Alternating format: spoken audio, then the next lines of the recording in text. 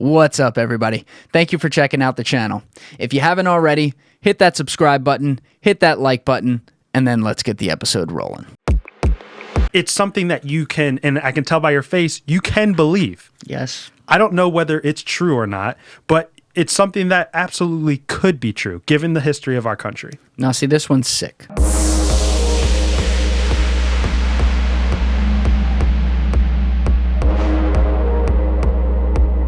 What's cooking, everybody?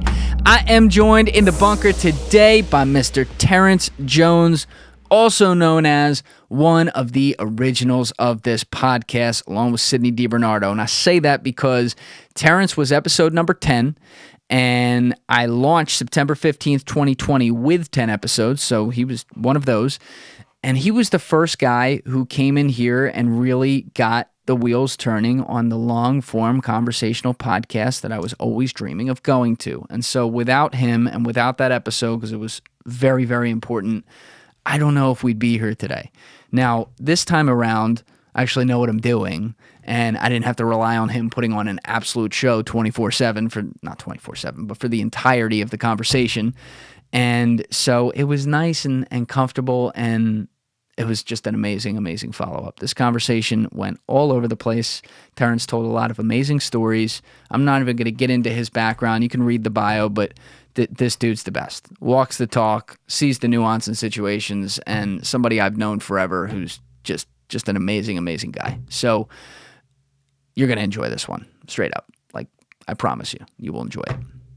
Now, if you have not used the link in my description along with the code TRENDIFIER at checkout to get $100 off either your 8 Sleep Pod Pro mattress or 8 Sleep Pod Pro cover, check it out. As I say every week, I will focus on the cover because it comes in queen or king sizes, and it goes right on top of your existing mattress, and it's half the price of the Pod Pro mattress and does all the same things as 8 Sleep's main product, which is the mattress. And what that is they use 8 Sleep's proprietary technology to wire into, in this case, the cover, and optimize your sleep around you for the night, such that when you wake up in the morning, you will feel like you slept 8 hours, even if the clock says you slept 6. There's a lot of different tech and scientific things that go into this around sleep stages and body temperature and REM and stuff like that I'm unqualified to talk about. But trust me, the product is incredible, and it is an absolute game changer because sleep is absolutely paramount to our health, and most of us don't do it correctly, despite the fact that we all have to do it. So use that link in my description along with the code TRENDIFIER at checkout. That's TRENDIFIER, and you will get $100 off the 8 Sleep Pod Pro cover. And again, if you want to go for the full mattress, that is also $100 off there. So you guys won't regret it, and check it out. Anyway, if you're not subscribed, please subscribe. We are on Apple Podcasts, Spotify, and YouTube.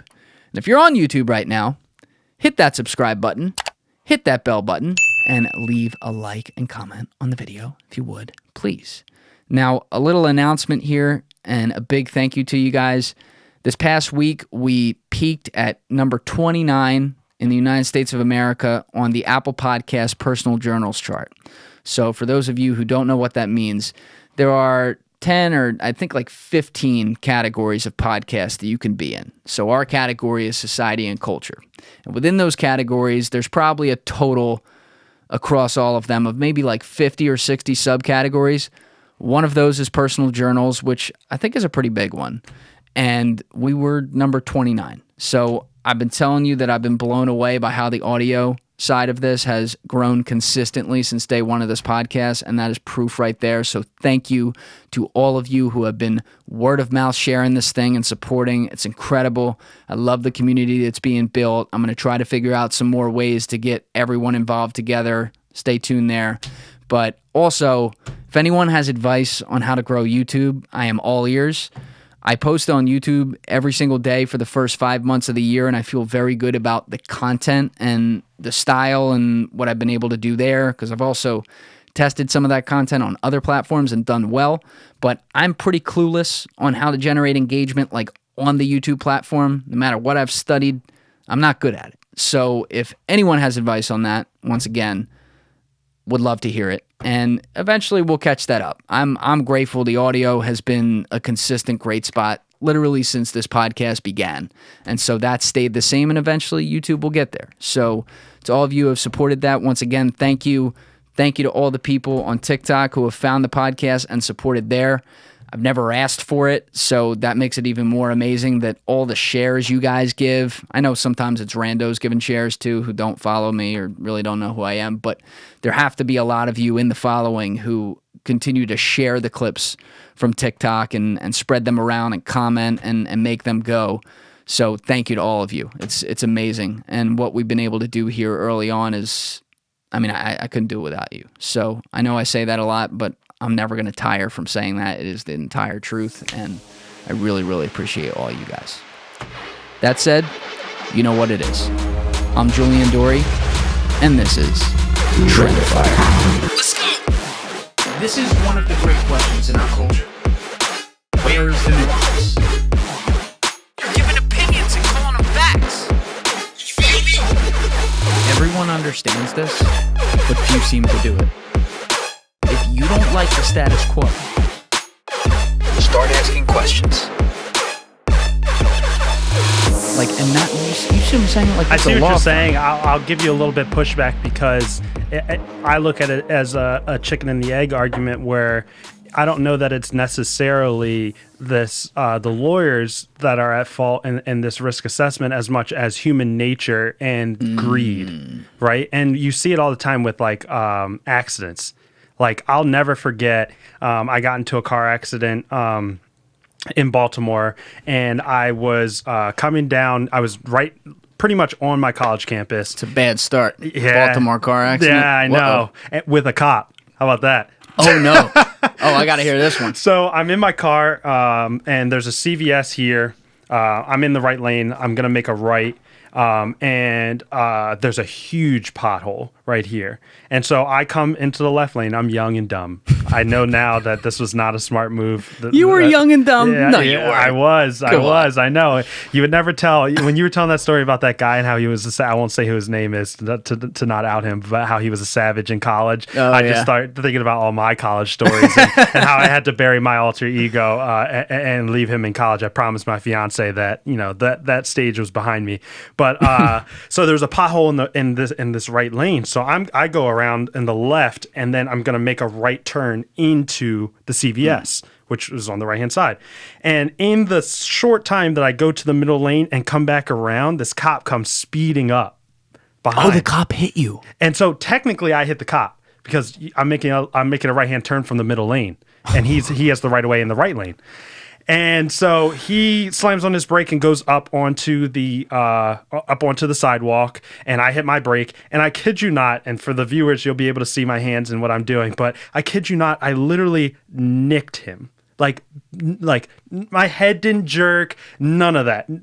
I nicked him. There was no damage. So when you hit a cop, they have an investigation unit come out. Oh my God. I have to sit there for hours because we're basically on campus. We had campus security there, and I was glad campus security there because they were kind of had my back. Like it felt good to like have somebody on your side because there was like 3, maybe 4 cop cars that came, and then the investigation unit who's there taking pictures of the whole thing.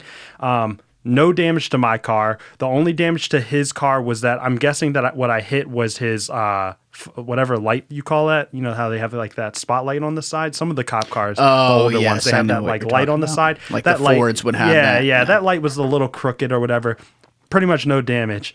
I'm thinking, okay, they'll just do whatever they do. Like I'm thinking I'm gonna get a ticket or whatever. Take the badge number down, get all that stuff. And a few months later, I get a piece of mail, and it's like, oh yeah, you're being sued. This officer hasn't been working because he had a shoulder injury. Yeah, I kid you not. And he turned it into this big thing. He stopped going to work. He went to physical therapy. His shoulder was messed up. All this stuff. I had 5 passengers in my car. None of us even had whiplash. The accident was so small. But I tell that story to say that like nowadays you hear stories like that all the time. I heard another story where a neighbor of mine, a close friend of mine's parent, was going to drop off a Christmas gift at her neighbor's house, slipped on her neighbor's sidewalk, and sued her neighbor. Come on. Her neighbor, who she had known for a long period of time because she didn't put salt out, and so she was liable or whatever, and she won that case. I agree with your pushback, and I'm going to push back to your pushback now with a new point I wasn't even thinking of. I should have been thinking about this out front. You still need a lawyer on the other side of that case. Yeah.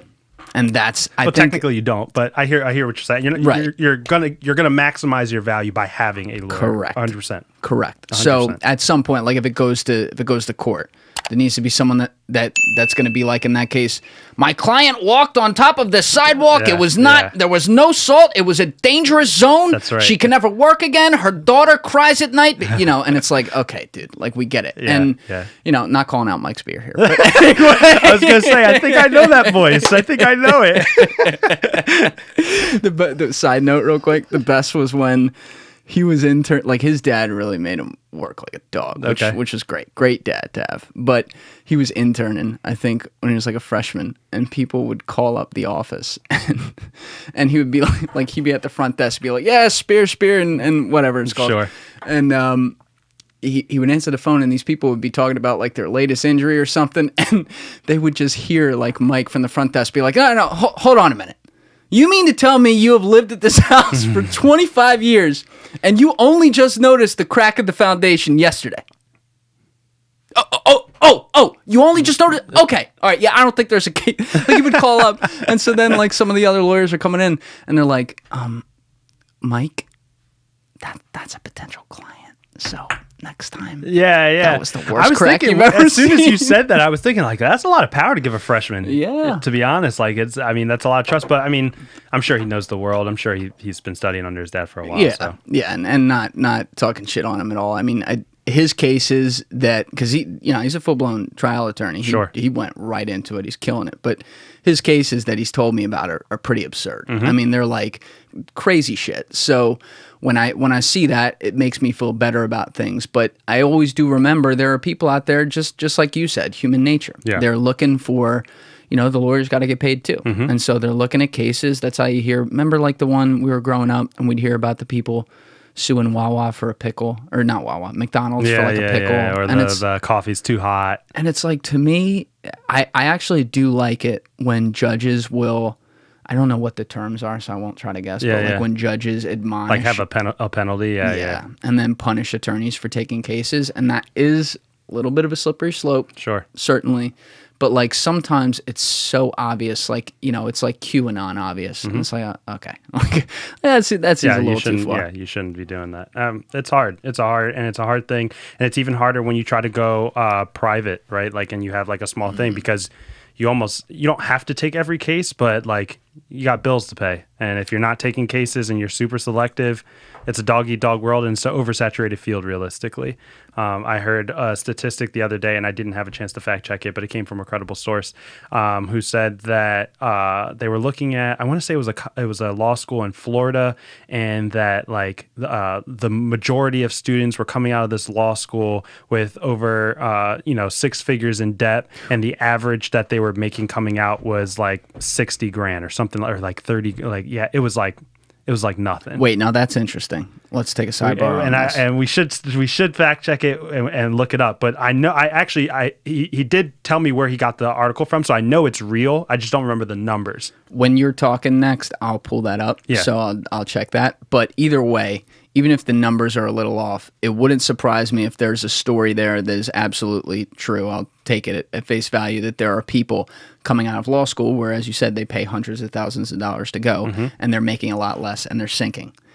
That's interesting, though, because the whole concept, like when I studied this for the first podcast, when I was releasing like the solo ones, one of the data points that made me feel like one of the only ones that I was like, okay, that's not the worst thing in the world with the college debt and the student loan debt was when I looked at some of the doctor and lawyer numbers. And their numbers were high, but there was also a lot of data to support that a lot of them, not all of them, were able to have much better means to pay that off because they were getting a serious degree. Right. That said, it's still the law of supply and demand with stuff. And it's also like choice in your career. Do you go on your own? Do you go to do you sell out to the biggest firm? That's me. Or, well, no, I'm saying like the people that just pick out like literally like the 3 names in New York City and say, I'm going to go for that. You know what I mean? I hear you.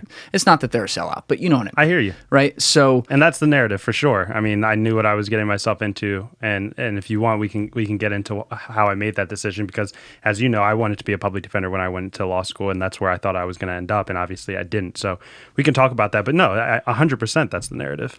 I think that, these people coming out, though, it's another question about education and about I don't know the word I'm thinking of here, but like the arbitrary barrier that we should have to it. So like, let's go back to college for a second. There were, if I remember the numbers correctly, I'm going to be in the ballpark if they're not 100% correct, fact check me. But there were around just beneath 20 million college students as of like 2017, 2018, when I did that data last year.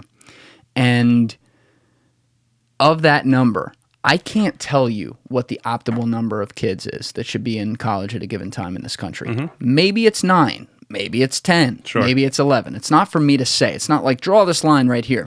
But the data does support that an overwhelming number of those kids did not need to go to college because it's not going to help them, whether it's their major or the competition of the major they choose. And so now the reason I bring that in is because taking it up to like law and medicine, there is a high barrier of entry to get into these schools, but there's still a list of schools, right? So you went to a good school. Some people go to a shitty school, but the school charges them a significant amount of money, not far off like what you're paying to go to Temple and stuff.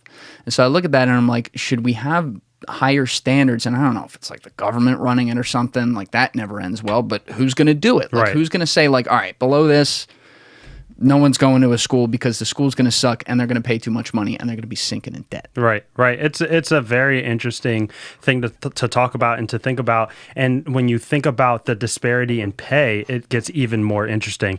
And the reason I say that is because...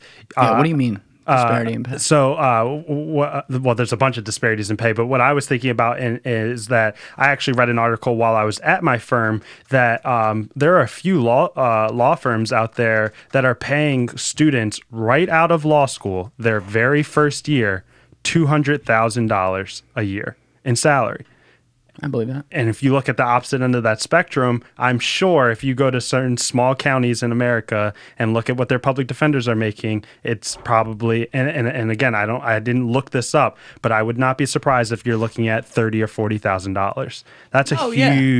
That's a huge disparity between those two, and both and you could have two people who go into law school and pay the same amount and go to the exact same law school, and one person has a perception where they want to be helping out communities and doing public interest work, and they're getting paid terrible money to do it. And then you have this other student who's going to be ambitious and go to the top law firm in their state or their city, and they're making a gross amount of money straight out of school.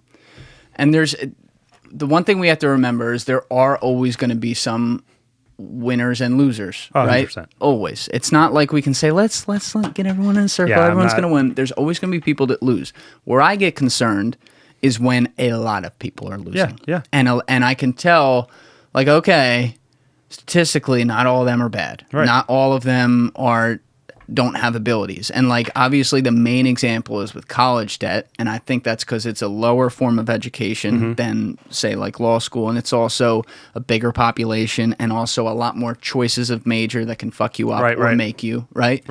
But the thing does still apply if I'm seeing numbers where it's like, well, we had 3,000 graduates from University of whatever school in Florida this year, and 1,500 of them are going to be underwater for the next 10 years. Yeah. That's an issue. It would be interesting, and I say this as a joke, but it goes to your point. It would be interesting if we ran law schools the way that soccer teams are run, where if you don't get a certain amount of people that pass the bar, you get relegated. And you're no longer a law school. If your percentage of pass rate for people who pass the bar their first or second time, and you're under 50%, you're out of here. I am 1,000% behind I that. can see where your logic is going. I did not think of that. That is great. That is... But again, it would go to who regulates that, right? Who regulates that? But if you could create a set line, right, then it's not... You're not putting as much faith in the regulator, so to speak. You're more putting the faith in, well, you either hit that number or you don't. Right. You know, which is kind of like, sometimes we lose that in society now. But I did pull up a source right there. This wasn't exactly what you were looking for. Okay. Some of this stuff, when it's really exact, it's hard to get in real time. But this article is supporting your point with Yeah, I other... actually think that might be it. The University of Miami. University of Miami's there, but there were schools outside of Florida too. Okay. And they were... The basis of it, I'm not going to read through all of it, but the basis of it is that people were leaving school in high percentages But it's underwater. that 6 figures, they're 6 figure in debt if you go up a little higher. Yep. And they're making, $60,000. Yep. I mean, it's unfortunate. Borrowed median of $163,000. And like the other thing people don't look at with this stuff, and luckily I had my finance background to like learn this stuff and really understand once I would see it paid out, which is really how you learn it. But like they, even if it's a law school student who's 22, same difference to me. Like they put this paper in front of an 18-year-old, 17-year-old going to college, or a law student who's just looking to do their next thing, and they go, "Oh yeah, don't worry about that 6.5 compounding rate of return," and it's like, or rate of return compounding like on your debt. Right. People don't think about what that number does, and then God forbid you fall behind. It's a sinking ship, 100%. man. And then you've got the opposite end of the spectrum, and I've seen this in some of my close friends of people who are just absolutely terrified of loans, and they put themselves at a significantly worse financial position because they're like, I'm not taking out any loans. And it's like they graduate and their loans are super low, but they have no savings account. They're not investing in anything. They've got no passive incomes. They've got nothing. You know what I mean? And that's a really scary place to be because you're one injury away from being completely bankrupt and having nothing. That's terrifying. And no one, and that financial literacy component is something that, I think we do as a society need to focus on, because there is kind of a medium place to be, and there is a large gap of information that a large majority of people probably don't have. I was lucky enough to kind of be taught some of these things at a very young age. Between my stepfather and my mother, they kind of really schooled me on the idea of like every paycheck you should be paying yourself first, right? And like having a savings account and taking on a healthy amount of loans, and how you can use your loans and debt in order to increase your credit. So I'm no expert by any means. That's awesome. By the way. But at a very young age, working at Rita's Water Ice for all the locals out there, I had those concepts instilled in me. Even every Christmas, my parents would take 50% of my money and put it into an account. And then when I got to be 18, all of that money was mine. And then I got to see it in real time. Like, wow, this is what it looks like to save. This is great. Look at this large pot of money that I now have for colleges that my parents basically showed me. Hey, you could get this and much more. Let me teach you about investments. You're raising another amazing point here, and it's, you know what? It's not something we've talked about a ton on this podcast. We've talked about it a couple times, I think, but the lack of financial literacy in this country is astounding. It is. And I'll even call myself out. When I left college and I went into finance, I got financially literate because I sank myself into is that right? Sank myself into? I think sunk? So. No, I think you're right. All right, we'll go with it. Anyway, I sank myself into all of the material there was, and I remember seeing stuff like things that should be very obvious to me, especially now looking at it, like, how the fuck didn't I know that? But I'd look at it and be like, oh, what's that? Oh, that's how that works. Right. And it's amazing to me because I know I wasn't alone.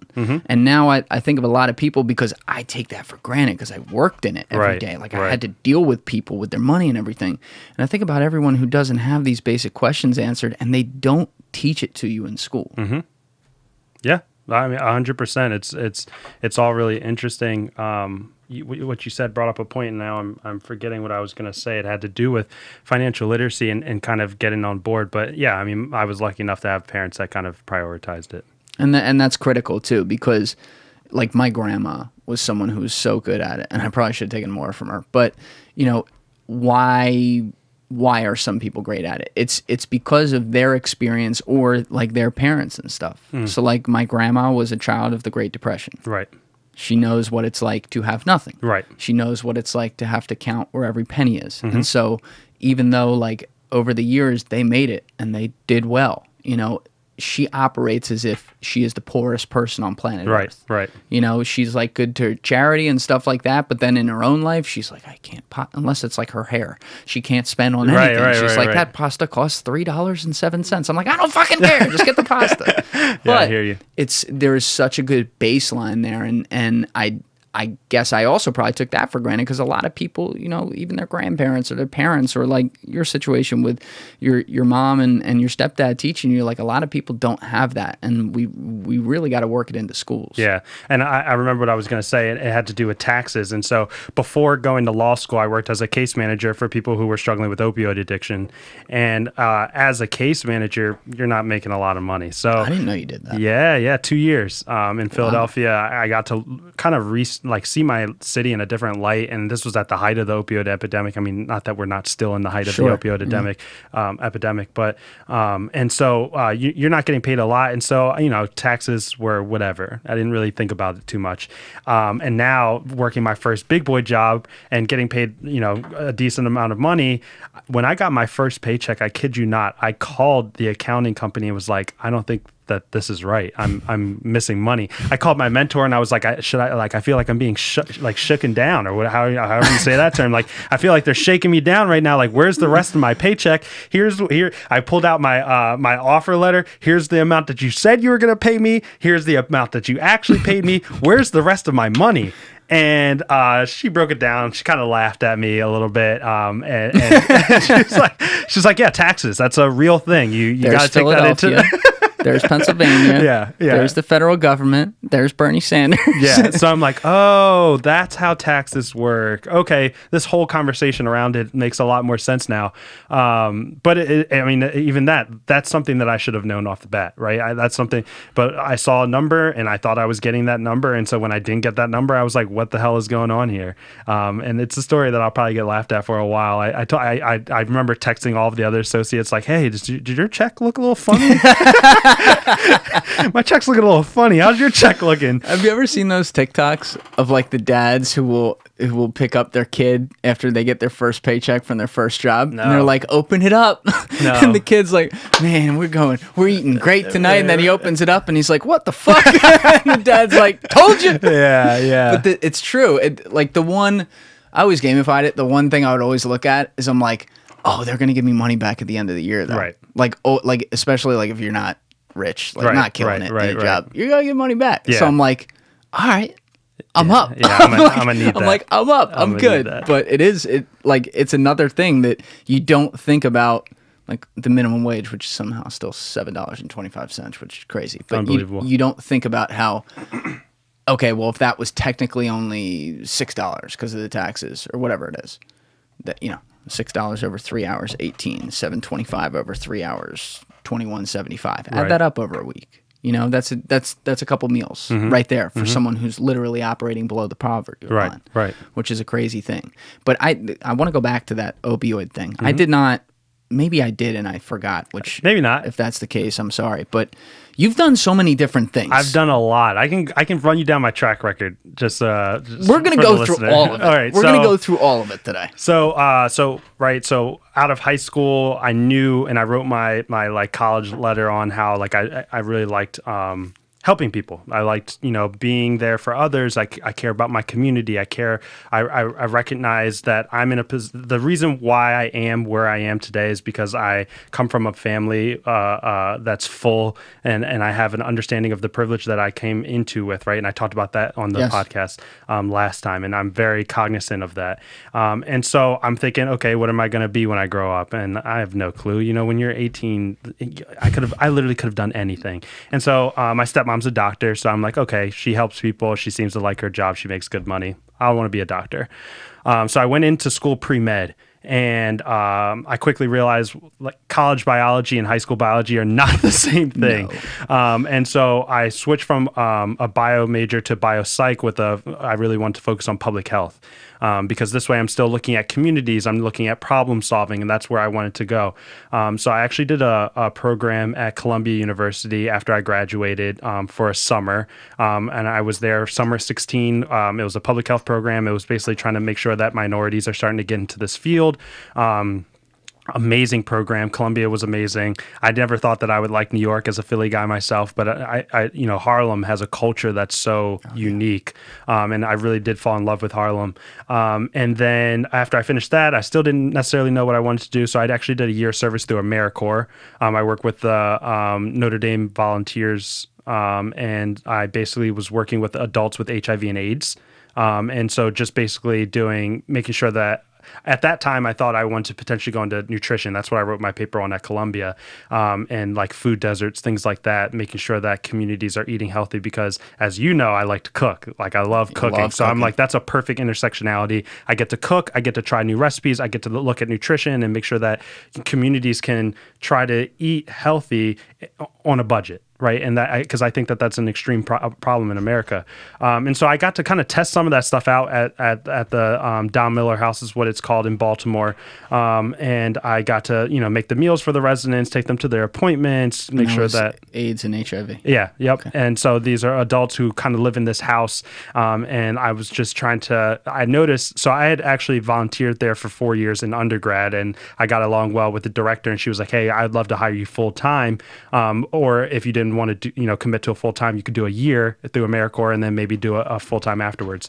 So I went there, tried it out. I noticed that, like during my 4 years, I noticed that they kind of are very sedentary. They kind of like have their own routine, but they kind of stick to the house. Some of the residents definitely put on some weight over the 4 years. So I'm like, okay, what can we do? Let's try doing outside activities. Let's try doing excursions. Let's go to the zoo. Let's get outside. Let's get walking. I actually gave them my parents' Wii. I was like, my younger brother's not playing the Wii. Let's play the Wii. They loved it. We were playing tennis, getting them active in creative ways, which was really fun. And so then I'm like 21, 22? At that age? Yeah, 21. Yeah, that was amazing. Right after college. And so I was like, okay, I could see myself doing public health. But I want to go back to Philly. My end goal was always to be back in Philly. I'm really family oriented. So I was like, let me start looking for public health jobs in Philly. I ended up at Public Health Management Corporation, which is I think it's the largest nonprofit in Philadelphia. And they have a clinic called the Care Clinic on 12th and Callow Hill, which is a great service for low-income individuals.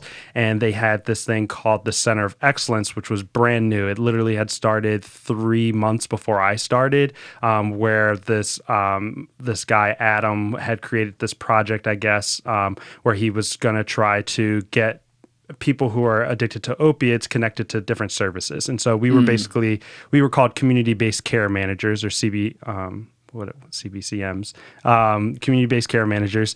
And we basically were just making sure that at first we were going out into the community because we were new. Nobody knew about us. So we're going into the worst parts of Philadelphia, trying to ask people, hey, are you looking to get clean? Are you looking to get connected to primary care? Do you have a doctor? Have you gone to a behavioral health consultant? And trying to bring them in. We were giving them tokens and just trying to figure it all out. And the most amazing thing, and I can tell you a little bit more about this if you're interested, was how little people knew. I remember sitting in on on Fridays, we would kind of have consultations with the whole team. So your doctors are there, your behavioral health consultants are there, your social workers are there, we're there, your case managers are there, the nutritionist is there, and they're like, okay, who has a patient that they think is kind of struggling and how can we help those patients, or who has a complex case. And so we were working with something called Suboxone, and we were doing what's called medicated assisted treatment. So we were trying to help people who wanted to be helped switch from, let's say, heroin onto Suboxone, which is still an opioid, but of a lesser degree. Oh, this is interesting. Okay. Yeah.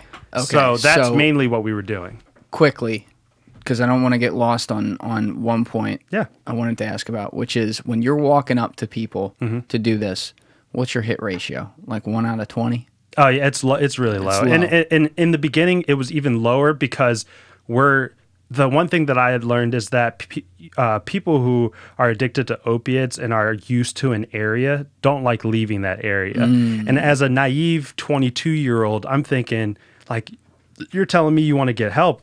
What's a bus ride? But for them, and I'm also thinking like, oh, like you're homeless, so why not just be homeless over here. But they don't think like that. And they shouldn't, truthfully. Yeah. I mean, I learned now, like, what we perceive to be homelessness is not necessarily how they perceive it. You know what I mean? Like, that is their home. That is where they like to be. That is where they're most familiar. And there's nothing really wrong with that.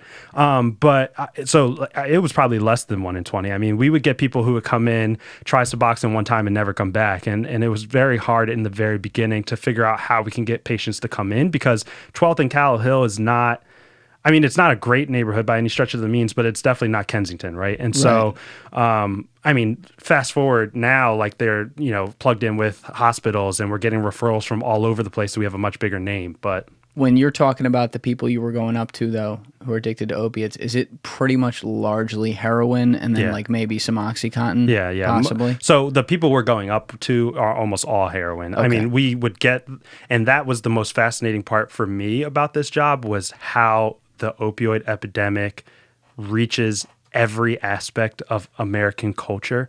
I got people who are working 2 jobs, who just got injured, hurt their wrists, started taking, prescribed medication, really liked that feeling, really liked that, and chased it all the way. I had people who have been addicted to heroin.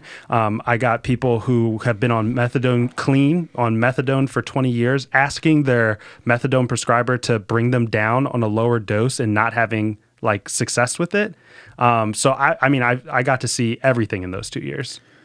The Suboxone that you do with them, though, because it is still an opiate. Right. And I don't know much about it, but like, when people are, the most common way, and correct me if I'm wrong here, the most common way that people administer heroin is through a needle. Sure. So when they come in to your center, are they taking Suboxone through a needle as well? Orally. It's a pill. It's a pill. Yeah. Okay. And what is Suboxone used for, like, as it's meant to be used? It's basically to wean people off. I mean, that's it. Yeah, that is its purpose, as I understand. Oh, that's interesting. Yeah. So they literally created this as like we're gonna take the temperature up to a 5 instead of a 10, and then get people slowly off of it. Right. And that was the ideal. And it's not new. Medicated assisted treatment, methadone, has been around for decades. But the difference between methadone and Suboxone, and why people were really excited about Suboxone, was because methadone was something that you had to come, it was heavily regulated, and it was something that you had to come in every single day. And so you've got people who are trying to get clean and trying to turn their lives around, trying to get a job and provide for their family, but they have to go into not a doctor's office, it's a clinic, but they have to go into a clinic every single day, which can be taxing. And for some people, it really works. They really like the regiment nature of it. Okay, I wake up, take the bus, get my methadone, go to work, da-da-da-da-da. But some people, it didn't. And those people are who we really attracted, because Suboxone you could get, and the way that we did it was, let's see. So we did dailies for a week, and then after the week, you got a week's worth. And then after a few weeks of doing 1 week's worth, you would get 2 weeks worth. And then you work yourself up to monthlies. So this way you only have to come in once a month. You have all of your medication, right? And so it was also interesting to see both sides, where it's like, okay, on one hand, you definitely have people who are out here who are getting their Suboxone, staying high on heroin, and selling it because it has a high street value. And then you definitely have people who are getting it and taking more than they're supposed to and abusing it. But there are also a lot of people, and I had a lot of people who they can abuse it in the clinic. So you take it home. I mean, once when you're on your dailies, you take your daily and you go about your day. When you're giving it to them for free. I think so. Yeah, I think it's covered under. Okay. They have to have insurance. And it's covered under insurance. And so that's interesting. That was a big part of our job, was connecting them to insurance. If you didn't have insurance, we connect you to insurance, switch your primary care over if you don't already have one. And so it's a one-stop shop. I'm sorry to interrupt, but a lot of homeless people don't have insurance. Correct. And this is another dumb question to follow that up, but where the fuck are they getting their bills mailed to? You know what I mean? Right. Yeah, I mean, they could get P.O. boxes, or they could have it sent. I think that some people had it sent to the clinic. That stuff, we mainly refer them to social work because it's a little bit more out of our hands. But that was the nice thing about our clinic, is that we had all of the resources that you could need, whether it be a nutritionist or whether it be a behavioral health consultant, or if you need a referral to psychiatric care, we could get it for you.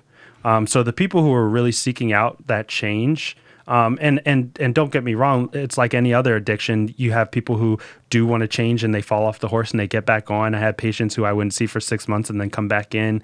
I mean, you see it all. And it's really fascinating because I got to do it at a time where it was highly talked about. And so I kind of got to see like people saying stuff and I'm like, you have no clue what you're talking about. Like you're talking about these people as if they're animals or as if they're other, but in reality, they're your aunt, your uncle, your cousin, sure. Your mother, your father, your daughter. It was unbelievable. One of the common tragic stories you hear is the one you pointed out a few minutes ago, where it's like someone had to get surgery on something and they gave them some kind of drug and then they liked it too much and they went on and on and on. Yeah, a lot of construction workers.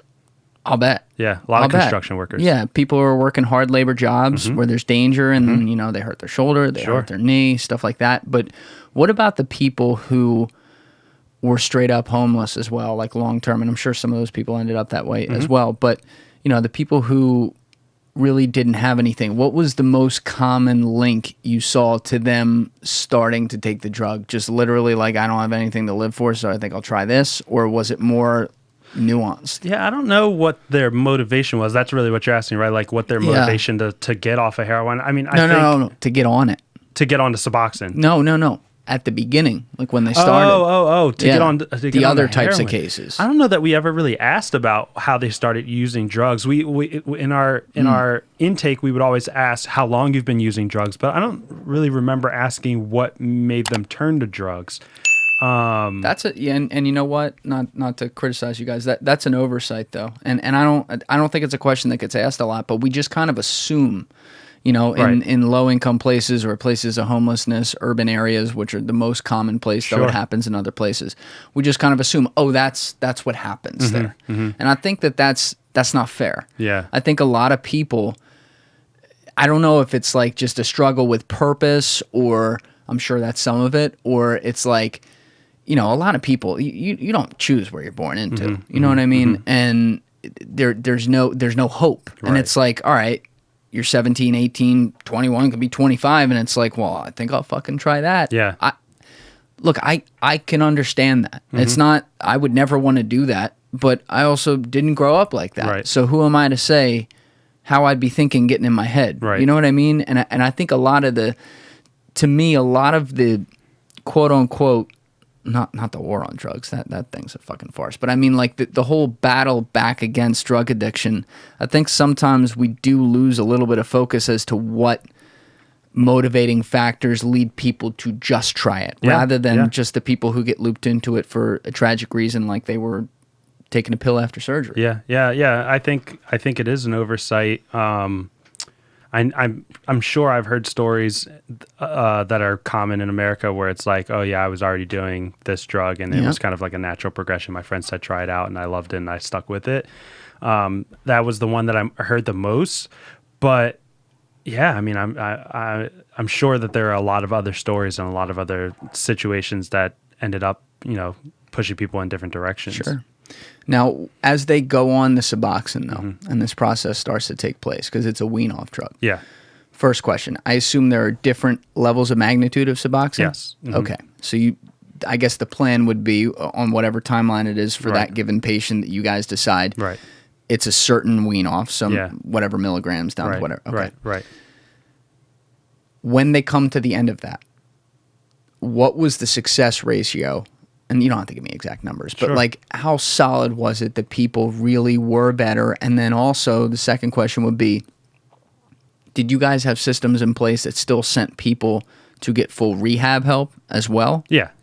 Whatever help you could get, you wanted. We were like a client-centered service, so it's like, and this is something that I actually struggled with, because my biggest thing was that in my head when I was coming into this field, I'm thinking the end goal is to get off of all medication. But the way that the clinic actually operated was that they never encourage patients to get off. It was just whatever the patient wants. So if the patient wanted to stay on Suboxone, they would just stay on Suboxone. Now, was that in messaging rather than in the underlying goal? You know what I mean? No, what do you mean? Okay. That was a really fucked up way of saying that. No, I'm here. So the whole point is that you don't want to You don't want to tell people what to do, Right. and you don't want to shock them, Right. and you don't want to be like, "Hey, just walk back here, follow the little carrot Right, and the stick." Right? You want to give them, you want to make them feel like they have the autonomy to make their own decisions. Exactly. So what I'd be asking is that in that case, are you saying, "Hey, technically, if a patient keeps asking for something, unless it gets to an extreme point, we will give it," Right. versus behind the scenes, you're like, "Let's figure out how we can properly gain the trust of this individual and develop a relationship such that we can make them feel like, and it's also real, that Right. they're making their own Right. decision No, to it's wean definitely off the it." former. Okay. And I was hoping for the latter. Right. Yeah. So like in my mind, That's interesting. In my mind, it would be the clinic's goal to have patients be fully free from all drugs. But I believe the clinic's actual goal was to just provide the client with the services that they're looking for, whatever that may be. And so it was interesting. And there is a lot more to it, that like a lot more complexity around these cases. Like if you say that you lost your medication, you could only get, and this was regulated by the insurance company, they would only do one refill, like one early refill, I think a year. So like if you lose your medication twice, and let's say you're on a month's dose, and this does happen, and some people, they lie, and some people truthfully lost their medication twice. If you have a monthly and you lose it the first time, we have to call your insurance company, get a medical override, go get a doctor's visit, make sure the doctor's okay with it, and then okay, fine, we'll give you okay, you lost your medication after being in for 10 days. Here's another 20 days to hold you to your next appointment. If you do that twice, the insurance company is like, nope, we're not paying for it. You know what? I'm the last guy to defend insurance companies. That's fair. Yeah, no, it is. It is. And it sucks. It sucks for the people that are truthful about it, but it 100% makes sense, because then you've got people who are just, I lost it, and they're making bank. And Sure. and I saw it. I'm not just saying like, oh, this may happen. No, I'm outside the clinic because across the street from our clinic, we had a partnership with a rehab center, and as anyone who's in this field knows, rehab centers are prime for drug sellers, people who sell drugs, drug dealers. I don't know why I couldn't think of that word. Those drug sellers. Meaning that they'll. So hold on a second. Yeah. So like if you go to go methadone undercover? clinics, not even undercover, they'll just go and be like, hey, you guys want some drugs, basically. Right, like that's the idea, and it makes sense, right? You've got a bunch of people who are trying to get clean, and you know that this is their vice. Yeah, why not make some money there? And so we would see it with our patients. They come in, hey, I got Suboxone. I literally heard the conversation personally with my ears of one of my clients who came in, and oh, you forgot something, and I see them doing a handoff, money for drugs. So People got to survive, man. 100%. They have their own needs, and I completely got it. And the one thing that I learned from my 2 years there was that there's no way I could cast judgment, because so many people have so many different struggles and they have so many different needs. You wouldn't believe the amount of parents that are in there, and it breaks your heart, who are bringing in their kids to these clinics so that they could get the stuff that they need to go on. That's also amazing, though. And 100%. like I know obviously you don't want to get to that point and whatever, but sure. It goes to show you, when people, even if like they kind of have to because they got to drag them with them, when people have their kids in there watching them get help or watching them have to do something that's like an interesting, It's a huge motivator. Yes, it's a huge motivator, but it's also like, man, it puts some humanity on it, dude. 100%. I'll tell you the saddest story that I had while I was there, if that's okay. Yes, please. You don't have to ask if it's okay. Just say whatever you want, man. And so Doing there was it was a single father, and like it almost puts a tear to my eye even just thinking about this guy. Nicest guy you'll ever meet. He had a young daughter. She was let's say around 4 years old, and he had he was a single father because he and the mother did drugs together, and she overdosed and passed away. So now he's trying to get clean for his daughter. He's already gone to trade school. I think he's maybe he works in renovating houses, and he's like, I have my daughter. I don't know if No, he was American. His mother, the mother was Russian. Daughter speaks Russian and English, and at a young age. And so he's like showing me, nicest guy. Every time he comes, oh, Terence, oh, what's up? Da, da, da, da, da. We're hitting it off. I just got a new gig. I'm gonna be renovating this house over here. Shows me the pictures. I'm like, yo, this is dope. Like, he's really trying to get it together. And he introduced me to a huge gap in Philadelphia that I would have never thought about. What's never talked about is that there are a lot of single mother homes for people who are homeless. So like if you're where like they'll take the mother and the child into the homeless shelters. There are almost no single father homes for homeless people, which I had never thought about and I had never known. That's and so interesting. it was very difficult for me to help him connect him with the right services to get a home, but we did it. And he was elated. Oh, Terence, thank you so much. I really appreciate all the work that you've done. When I say the nicest guy, I couldn't say it enough times. And so we got him in. Things are going well. He's bumped up to his monthly. I'm only seeing him once a month, quick visits. He never complained. The first day that he came in, I remember most of these visits take a while because you have to see everybody before you can get your medication and get out. And we were really backed up that day. He was probably there. I think he probably got in around 10. He probably didn't leave till around the time I left, like 5 o'clock. I mean, he was there all day. And he saw me busting my ass, like running back and forth, because my job is basically to like move things along to make sure that people aren't falling through the cracks, everything like that. So I'm basically his advocate. So he never got frustrated with me. Hey man, I really appreciate what you're doing. Mind you, all of the people that come in that are taking this seriously are going through withdrawal, because you can't. That was another thing that I should have mentioned earlier. On the Suboxone. Correct. You can't, if you have heroin in your system or methadone in your system, you can't take Suboxone because you'll go into what's called precipitated withdrawal. So if you have Suboxone in your system, or if you have heroin or methadone in your system and you take Suboxone, it forces your body into withdrawal, and it's a withdrawal that's worse than what regular withdrawal would already be. And you have to go to the hospital for it. I mean, you're puking, you're sweating, you're shaking. I mean, the whole nine. And I've had patients that I've got to see, like, it's awful.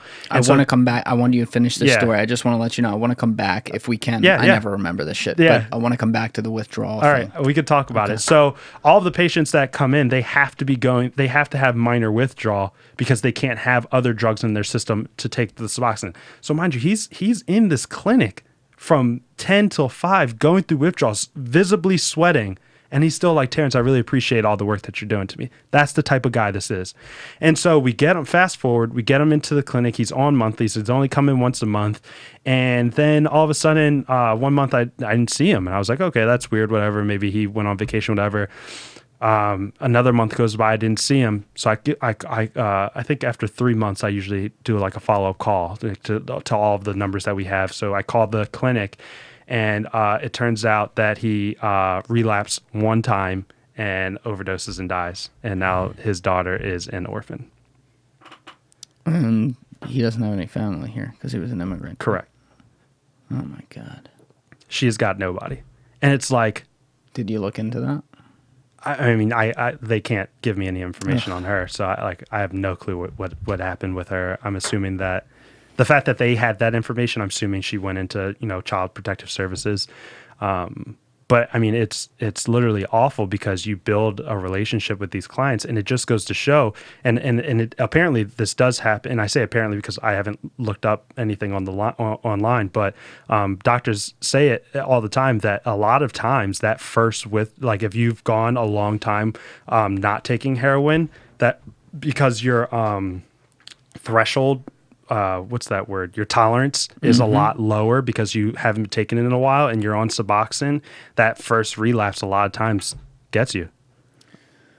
Heroin is such a sad and sick drug to me. It is. And we've all, or I don't want to speak for everyone, but most of us have known some people that for whatever reason, sometimes it's like the saddest one where it's like literally...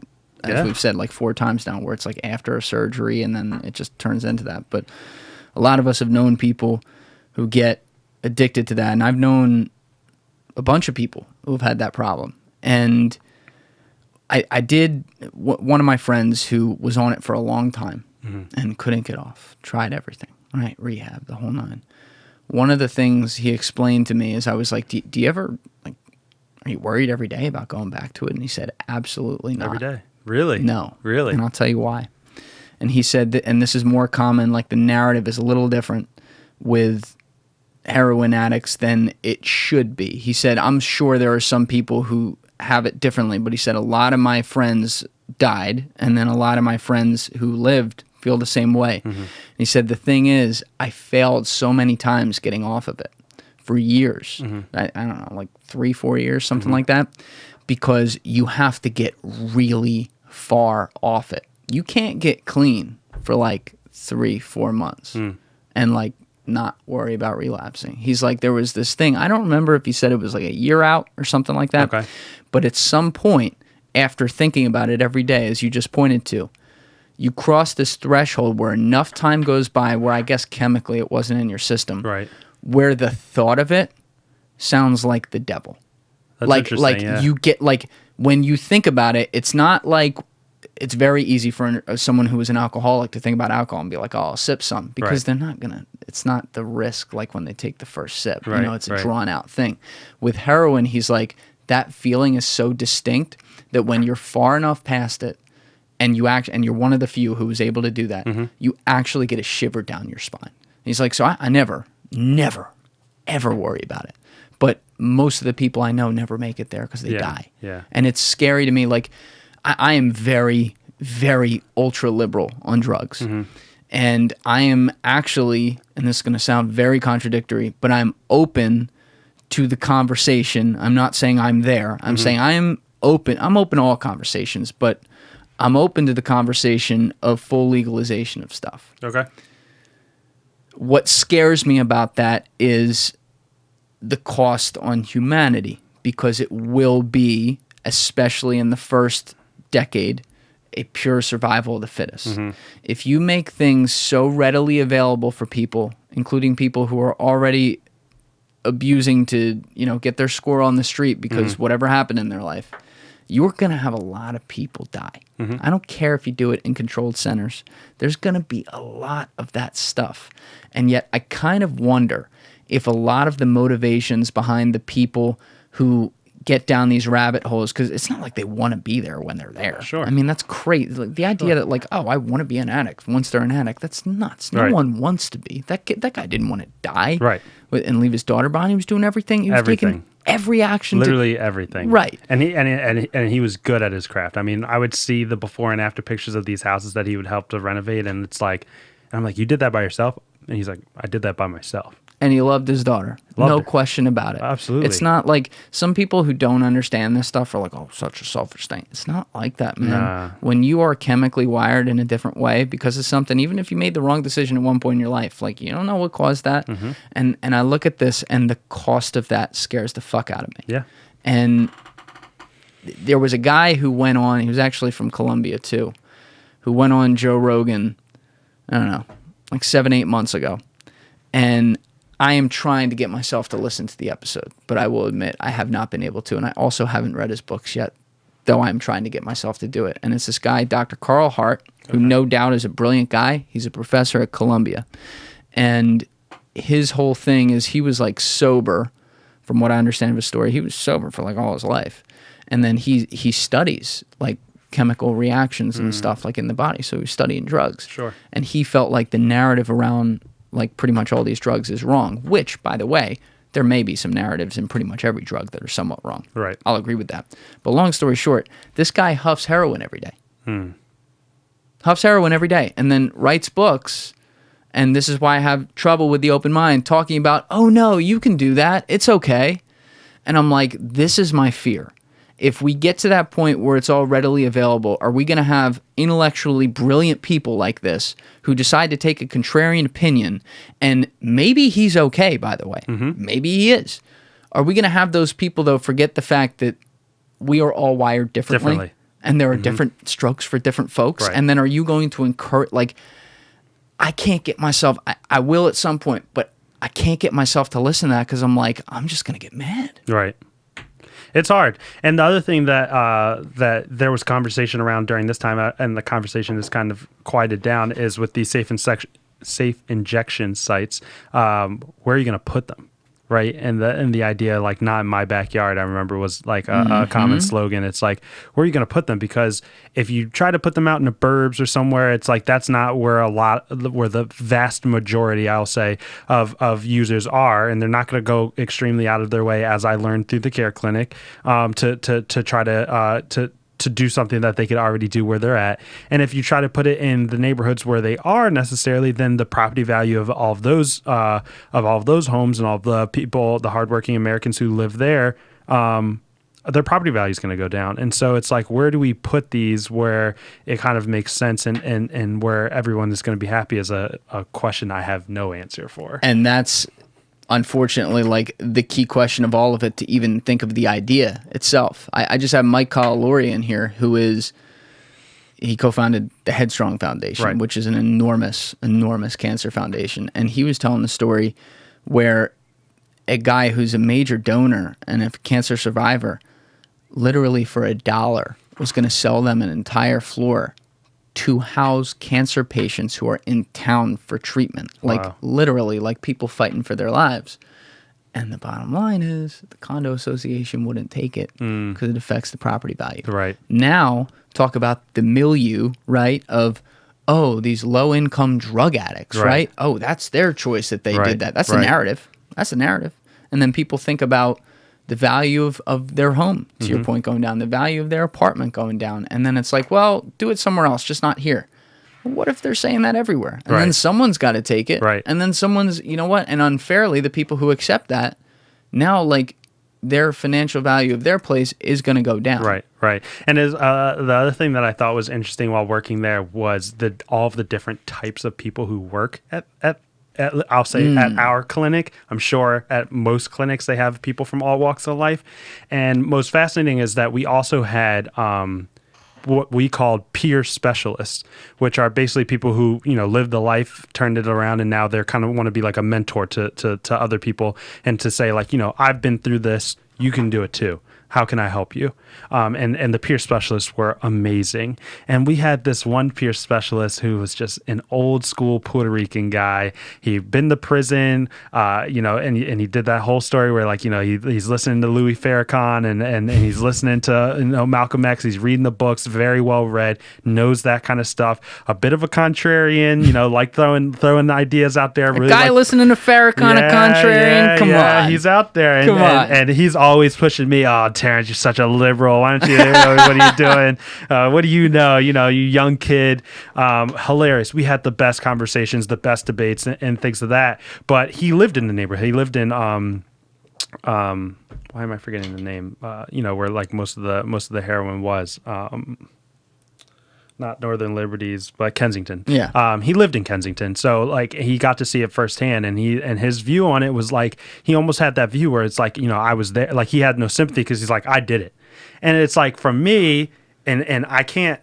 On one hand, on my left hand, I say, I'm not in that, so I can't really have a voice to it. I don't live in that neighborhood. I've never done that. But on the other hand, I say, you got to have some compassion because just because you did it doesn't mean that everyone can do it, or not that everyone can do it, but everyone is at a place. And of course, he knew that. He knows that not everyone's at a place where they're ready to get to seek the help to get better or to stop doing drugs.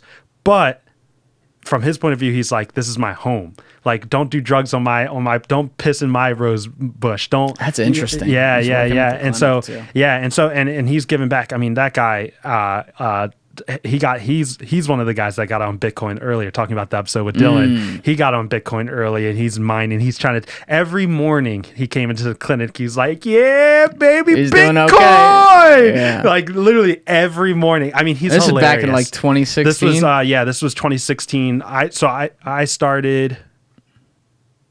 Yeah, I started in the fall of 2016. He's not missing any meals. No, so yeah, he's doing well. And he's super smart with his money, and like I said, very well read. He knows what he's talking about. But it was just interesting to hear him, and then compared to like a lot of the social workers are people who go to social work school, and they're I won't say, well, I mean, they just have a different walk of life, right? Sure. They have a different walk of life. You need diversity, though. 100%. And you need diversity in thought. It doesn't mean that the diversity in thought on an individual basis, picking them out of a crowd, is going to be the answer to go with. Right. And he's right there, a prime example of one of my favorite little sideway arguments on stuff where I can't stand the Republican and Democrat positions, which is on, I'm going to make up a term for it, but like community responsibility.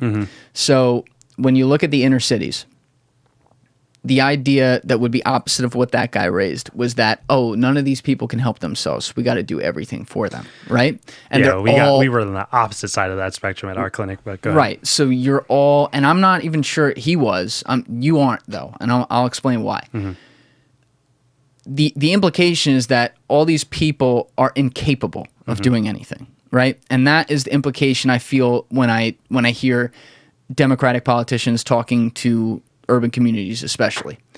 The Republican stance is pull yourself out by the bootstraps. I did it, you can too. That's also bullshit. So one of my least favorite arguments is when I see Republicans say, well, you've been voting Democrat for 70 years, might as well vote something else. Well, what the fuck are you going to do for them? You know, like the one thing, and it's sad I got to say this, I say this very cynically, but the one thing the Democrats do is they take the time to pander to these people. You talked about that on that episode with that other guy. I've talked about this a couple times. Okay. And so this is another prime example because you have a guy there, and what I'll give him credit for is he's a product of his own experience. And we are biased. I don't care what anyone says. 100%. Everyone is biased by their own experience. So he's like, I came from this area. I had this problem. I got out of it. I'm fucking mining Bitcoin now. Why can't you? And I think it's a very good motivating factor. But when you then just assume that everyone can do that regardless of circumstances, it's a problem. Just, again, the reason I bring that up is because I don't want the assumption to be the opposite as no one can do it. We're going to do everything for you. I think that's our biggest problem with society. Those are what our two sides think, and that's why, you know, I'm pretty homeless here. Right. So I do want to clarify because I have a feeling I'm going to tell the guy who I'm talking about this episode, and he's the type of guy who'll listen. I want to clarify that he's not the type of guy where he's like, pull yourself up by your bootstraps. I did it. You can too. He's more so of the guy that like, I'm not going to coddle you, and I'm not going to give you 100% of my sympathy because I understand where you've been. But if you want this, you can go get it. And I'm an example of that. Now, and so there cool. is a kind of a nuance there. But he was real cold with it. Like, he's like, okay, yeah, you lost your job. Okay, suck it up. Let's go. What are we doing next? You know, and he kind of had that approach, which worked really well for a lot. I mean, a lot of the people who came in and used him as a peer specialist loved him because that goes over well for some people and doesn't for others, right? So he's also like a coach cheerleader too. Yeah. You know what I mean? Yeah. Like it's like when someone's having a really bad time, the people who are able to psychologically acknowledge and be like, yeah, you know what, this sucks, but we're good. Yeah. Like, yeah, we're going to be good. Yeah. There's like a thing like, all right, this guy's crazy, but I don't know why I'm listening to him. You know what I mean? Yeah. He's great. I mean, he was one of my favorite people at the clinic. Just thinking about him puts a smile on my face. He's great. Well, that's awesome. Yeah. And that's cool. Like, your experiences are so interesting to me because you, like, and I said this the first time you were ever in here, and I'll say this till the day I die. Like, you have walked the talk your entire life. Like, you've been an like, everyone puts activist in their bio. They're all full of shit. 99% of them are full of shit. You've been an activist since you were 12 years old. Yeah. Like, literally since I knew you at 11 or 12 years old. And you've been in all these organizations. You were involved with the NAACP when you were growing up. And then in college, like the Freddie Gray stuff, because you were down in Baltimore. And then you do all these other things. Like, this one I'm just really learning about for the first time today. But like, you've worked in criminal justice reform because you've gone into prisons and work with people. And this is another one that I'm really curious about because it is a topic I'm passionate about. And I try not to rub people the wrong way because I understand that there are people out there who, you know, they had horrible crimes committed against them or family members, and like they're hardliners on stuff, and I understand that, but I try to, like everything, as I say, I try to live 30,000 feet up in the air. Picture. You need and I look at criminal justice as a very archaic, untried and untrue system in our country. And what I'm not saying is that if someone's a fucking serial killer, you know, don't throw them in jail. I'm not one of those guys. I'm saying that we have a Department of Corrections that doesn't look to correct. Yeah, 100%. Part of the podcast that I was listening to, and an idea that's not new, everyone knows it, but that baffles me, truly baffles me, and there's not much out there that does, is how we can live in a society that loves statistics in the way that it does. If you watch any major league sport, you can learn any statistic going back to the 70s.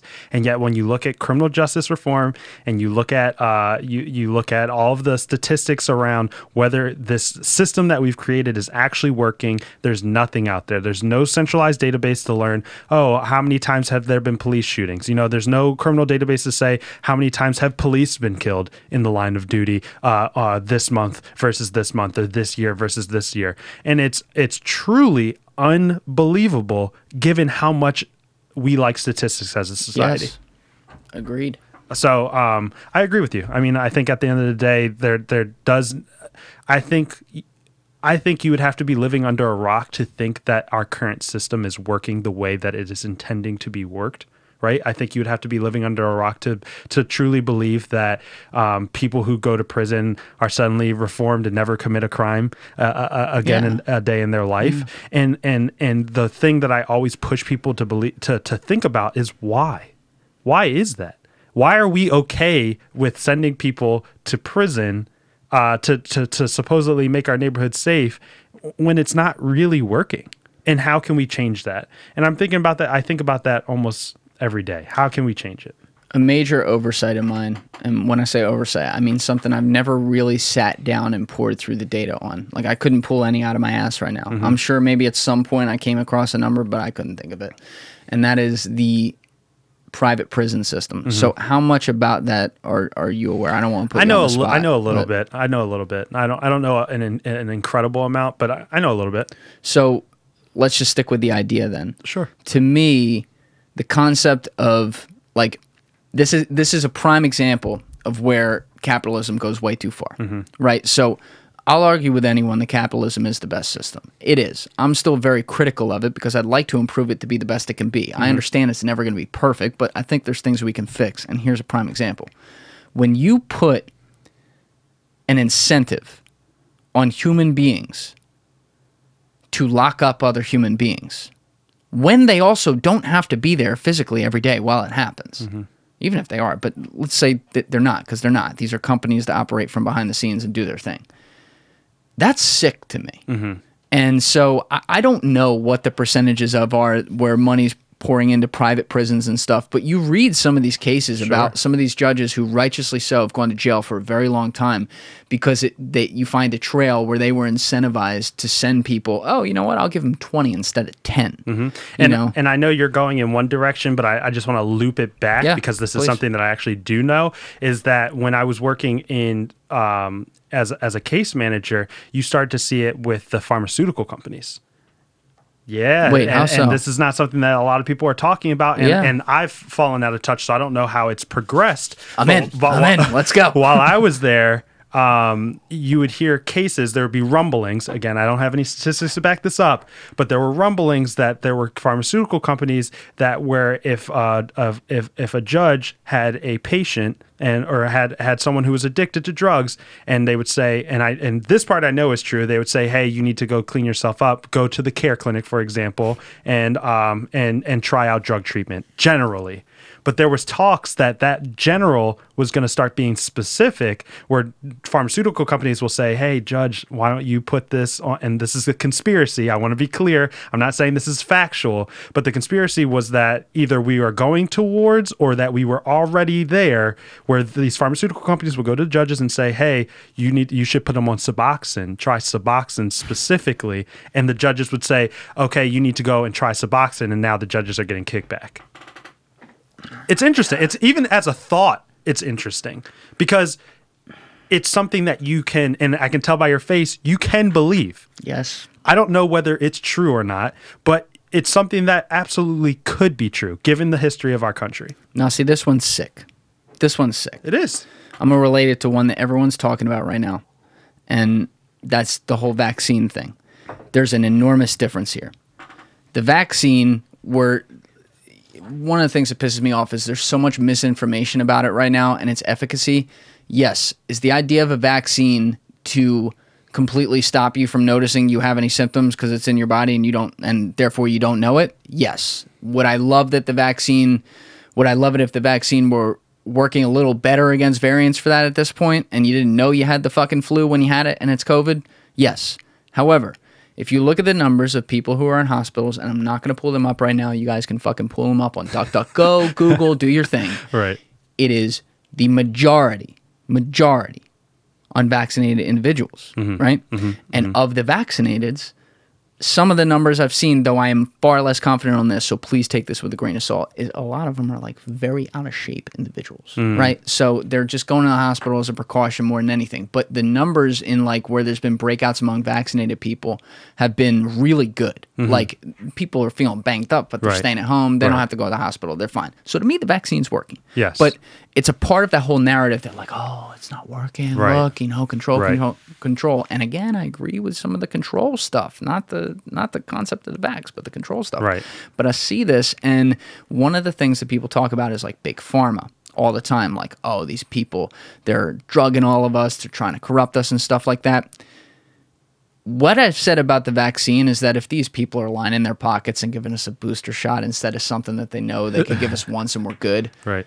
I don't give a fuck. No, I don't care. Okay? I don't care. If you care about businesses, and a lot of the people who are anti-vaxxers are also pro-business, or at least in my circles, the people that I've heard of, if you're for the businesses, go out and get it, because the statistics say that it's working, and if it's working, businesses do well. If businesses do well, you should be happy. Now that's an interesting point, but I'm gonna stay off the side. I'm gonna stay off the sidebar here. Please. I'm saying if those people, if a year from now, 5 years from now, they send a bunch of these people to trial because they were robbing us and like double jointing us, if they weren't killing me, I'm just not going to send a leniency letter to the judge. Lock them up. Do your thing. I just don't. It doesn't affect my life. Yeah, and especially since it's not like we're paying thousands of dollars for the vaccine anyway. Correct. I got mine for free. I don't know. It's free. Like for me, if other people are lining their pockets, they got to look themselves in the mirror at night. That's for them. Like I'm not here to save the fucking world in every single place. Correct. Like there's certain things I'm going to live without, right? Like information. But when you're talking about something like what you brought up, where it involves chemically hooking people to things or marketing a drug that the hope is that, oh, maybe we'll get a percentage of them that just never go off it. That's sick. Yeah, it is. That's sick, because this is not something where it's like a vaccine and you don't even notice it after the first day you did it. And like now you're good, just not getting this fucking weird disease or whatever it is, virus.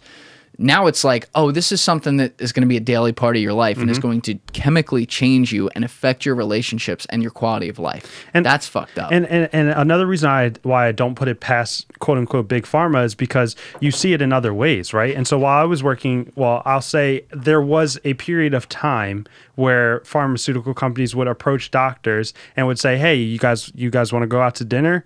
I'll pay for your dinner and I'll teach you about this medication. And they market it as an educational thing where, hey, we're teaching these doctors about a new drug, but what it could be, I won't say that it is, because the optimist in me wants to believe that these pharmaceutical companies truly do want to educate about a medicine that they're passionate about.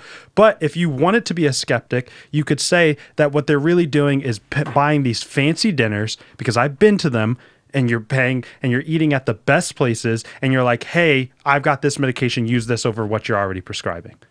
And that's only one step next to doing the same thing with judges. That is exactly what it is. So it's absolutely crazy. And I kind of, like I said, I looped us back. I know we were going towards... No. Let's stay with this. Okay. I like going all over the place, especially like when guests are coming up and riding a wave. I'm like, let's ride the damn wave. So we'll come back to criminal justice reform because this is interesting. But when, like, one of the things that I always at least give credit for on like an individual basis in this situation is that it's often a product of groupthink. Right. You get a few bad actors in there. There's some bad people in there, right? Sure. And those are the people that then just happen to like kind of drive the train in one direction. And other people then, we use terms, and I use them too, and I still will, like big pharma, fuck the banks. I hate banks and everything. I work there, but like I work there, right? Right. And obviously, like I'm out here like for the people. Right. So it goes to show you, there's a lot of people in these places who are very good at their jobs and do their thing and are in their lane, because these are big companies.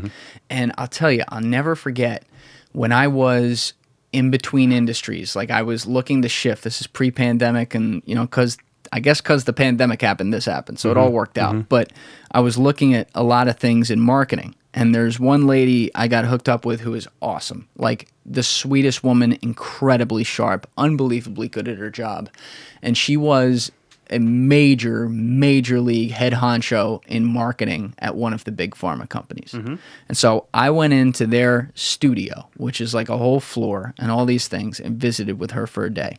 And I will tell you, especially given the fact that there are regulations on these ads that you create and stuff, Right.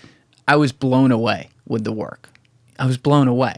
And she's an artist. Right? She's an artist who was hired by a big pharma company because they were paying and like, okay, well, I guess we're doing a good thing. We're giving people something they need. Right. So she's told, she's biased. She's told about a drug and she's like, this must be amazing. All right, let's message it this way.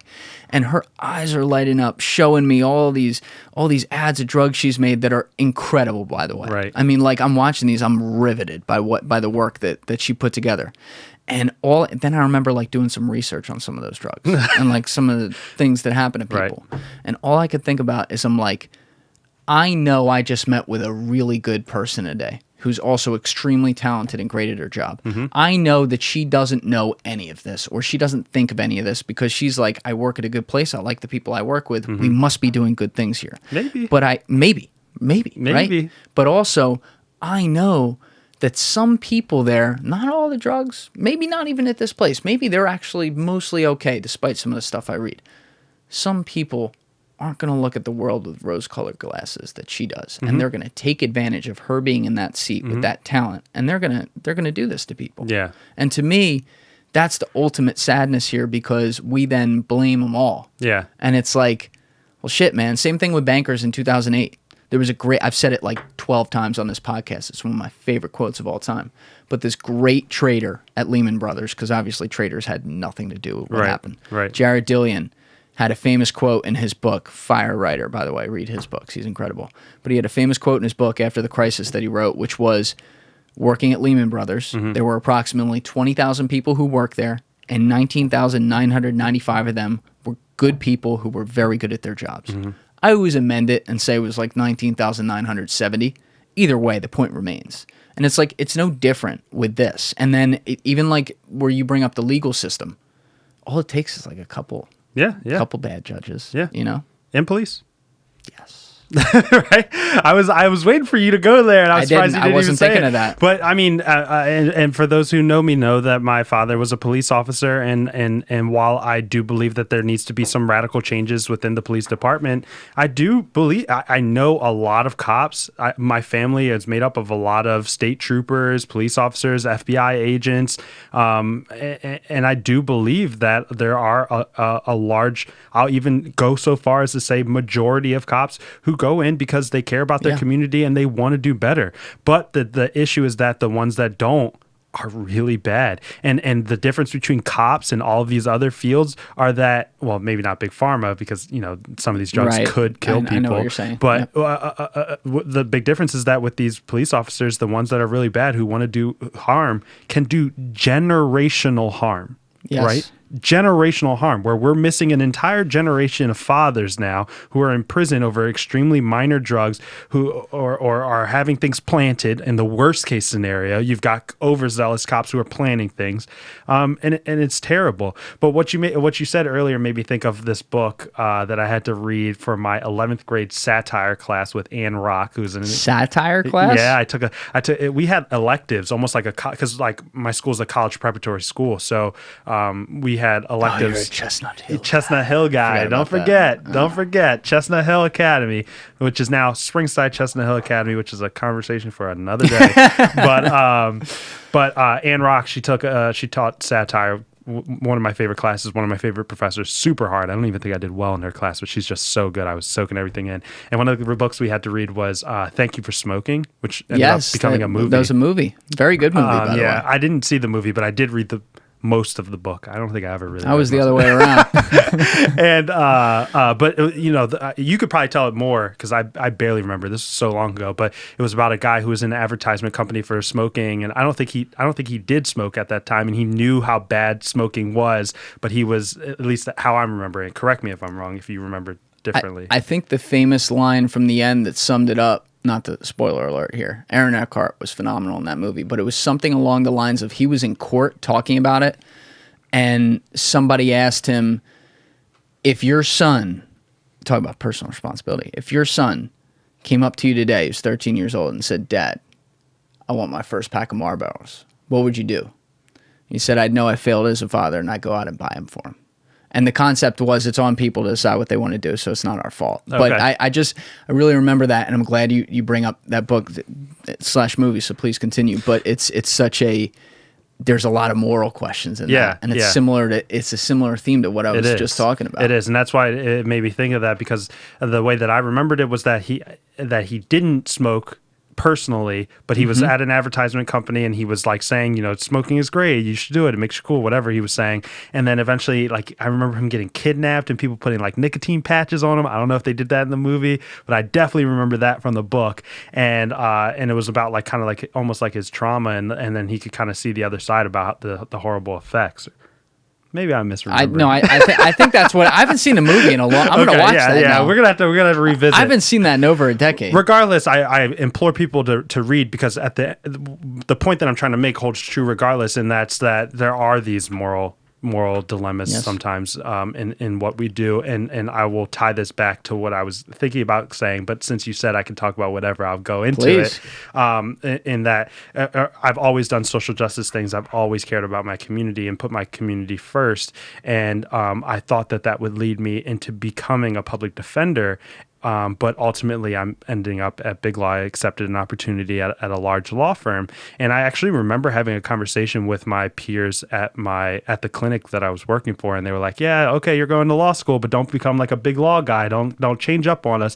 And while I have no intentions of changing who I am as a person, and I have every intention of keeping my moral compass intact and letting the law firm know.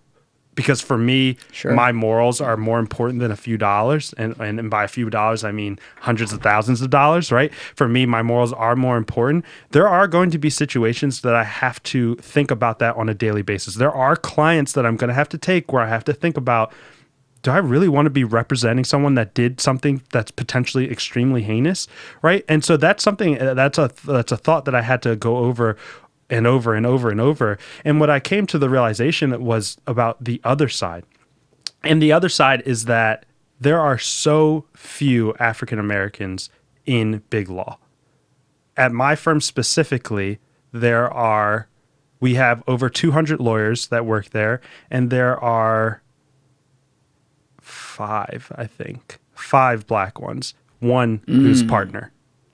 Only one who's partner. And she said before she was partner, there was one partner, and that partner has since left, and she's been the only partner there for a very long time. And when I tell you that the firm that I work for is very progressive and was the reason why I picked this firm, because they care about diversity, equity, and inclusion very much so. They taught the talk, they walk the walk. And they only have one partner, and black? They only have one, and that's a lot. Because if you look at most other places, they have 0. And this firm, I believe, was like one of, if not the first firm to hire a female partner in the city of Philadelphia. So, I mean, what's considered progressive to the law field is exactly the reaction that I get from everyone else. That's like, what? That's progressive? No, it's all relative. Yeah, it's super relative. Yeah. And so I intentionally picked this place, and I do have other ideas of my own about what I plan to do while I get in there that I won't share publicly. But I say that to say that you have to think about these things. You have to think about the morals of the situations that you're getting yourself into. And the thing that I've really kept coming back to is, if not me, it's someone else. If I'm not representing this person, it's someone else. And hopefully, God willing, I make it to a place where I can be a decision maker. Then I get to a place where I can say, hey, I'm not taking this case. I'm not doing this. Man, this is such an interesting dilemma to me, because I'm not a lawyer, never wanted to be one. My dad was one, and I knew I didn't want to be one when I was like 13. So I think about this a lot, and the most common place to think about it, though it is applicable everywhere, especially like in high stakes situations that involve money, but the most common place is like when you think about criminal defenders and stuff. And the idea of the law is that everyone has a right to an attorney, which makes our law incredible. So that means even the worst people. Charles Manson, even though he didn't really use it, I think he represented himself, but he had a right to an attorney, and again, the slippery slope implication of that is brilliant, because that's why even a guy like that technically, yes. And you got to think that, like, if you're that heinous, like, the majority of the time, the law is going to work itself out. And obviously, that doesn't always happen. Right. And we'll get to that. But, you know, I look at this and I think about some of the lawyers I know in criminal law. And I don't know a ton of them. Most of the lawyers I know, and I know a lot of lawyers, they're all on the litigation side. They're all on commercial. They're on civil stuff. They could be employment, stuff like that. But I do know some in criminal. And there's one guy I know. I want to be careful how I say this, though I would like to get him on the podcast. So fuck it. We'll just go the whole way. But there's one guy I know a little bit. My dad, he grew up, he was in my town, and my dad and mom were friends with him and his wife, and great guy. This guy, Brian McMonagle. Okay. He is legitimately one of the top 5 defense attorneys in the United States of America. That's awesome. So he was number 1, I think, in 2015. So right now, actually, going to go against my example here, but he represents Meek Mill. In that whole case. Okay. So finally, representing what I view as a very innocent guy, right? Like a very fucked up case. Yeah. I say that because this man has never represented an innocent person. He'll deny this, as he should, but an innocent person ever. Right. In fact, this is the guy who got Bill Cosby off and then quit. And then Bill Cosby got found guilty until that recent whatever, sketchiness or whatever. Sure. But the way he got him off was also like fucking crazy. Just unbelievable. Like, that's what you get paid the big bucks to do. That's what I'm saying. I say all this because, and people will cynically tell me I'm full of shit when I say this, but this guy is morally one of the greatest people you will ever meet in your life. Like, he is the salt of the earth, somebody who, if there's an afterlife, he's up there. One-way ticket up there. Right. Like, an amazing individual. And I on the beach a couple summers ago, I ran into him, and I talked with him like a little bit about this, but one time I really want to dig into him about it, where he can't talk about clients, obviously. Absolutely. But he can talk on a general level. You know, what's that like when you know a guy's guilty? You know he's guilty of like some bad shit too. And you still got to go in there and you have to make his case. Now, admittedly, I'm sure maybe at some point he did something, but I've never seen him represent a serial killer. But he's done murder trials. He's done... he did the Cosby one. He's done some crazy ones, and like, I'll speak for myself here. Cosby was guilty as fuck. That's a wild thing to me, because it can take a good person or a bad person to do it. It can take a bad person who's just like, oh, there's a lot of money in this and I'm fucking great at it. I don't care what it does to other people. I'll go do it. Right. And it can also take a good person, which I am 1000% convinced he is, which is, yes, obviously I've turned into the best of this, so I get paid the big bucks and I take the best cases. But I'm doing this because this is what our legal system is. And so everyone has a right to this, and therefore I am going to go in and do my job. And that's what you have to convince yourself of at the end of the day. I mean, I interviewed for the Philadelphia Public Defenders, and I actually did a clinic with them last spring, and they ask you questions like that. Is there like a type of case where you think that you couldn't do? And I don't know necessarily why they asked that on the spot, but you have to convince yourself, if you're thinking about going into that work, whether private defenders, private criminal defenders, or public criminal defenders, is that you have to convince yourself that we have a system. And if you're someone like me who cares about the community and goes into it because you want to try to help the community, you have to believe that there are so many people who have been screwed over by the system that it's only right to make sure that everyone has the opportunity, regardless of whether they did the crime or not, because that's the way the system is set up, and you have to believe in that system. There's really no other way to think about it. Every single person should be given that opportunity. Private defenders may be a little bit more difficult to kind of wrap your head around. For me, it was very easy because I'm like, poor people are taken advantage of all the time. So I will represent anybody who can't afford to pay for an attorney. But you have to believe in the system. I mean, because otherwise, I don't know how you would sleep at night knowing that you potentially got someone who raped a child off and they're out there and could be doing it again. That's the thing, man. That's a scary thought. And I don't know if he did any of those. I haven't seen that one. Maybe he did. I don't know. But I don't know.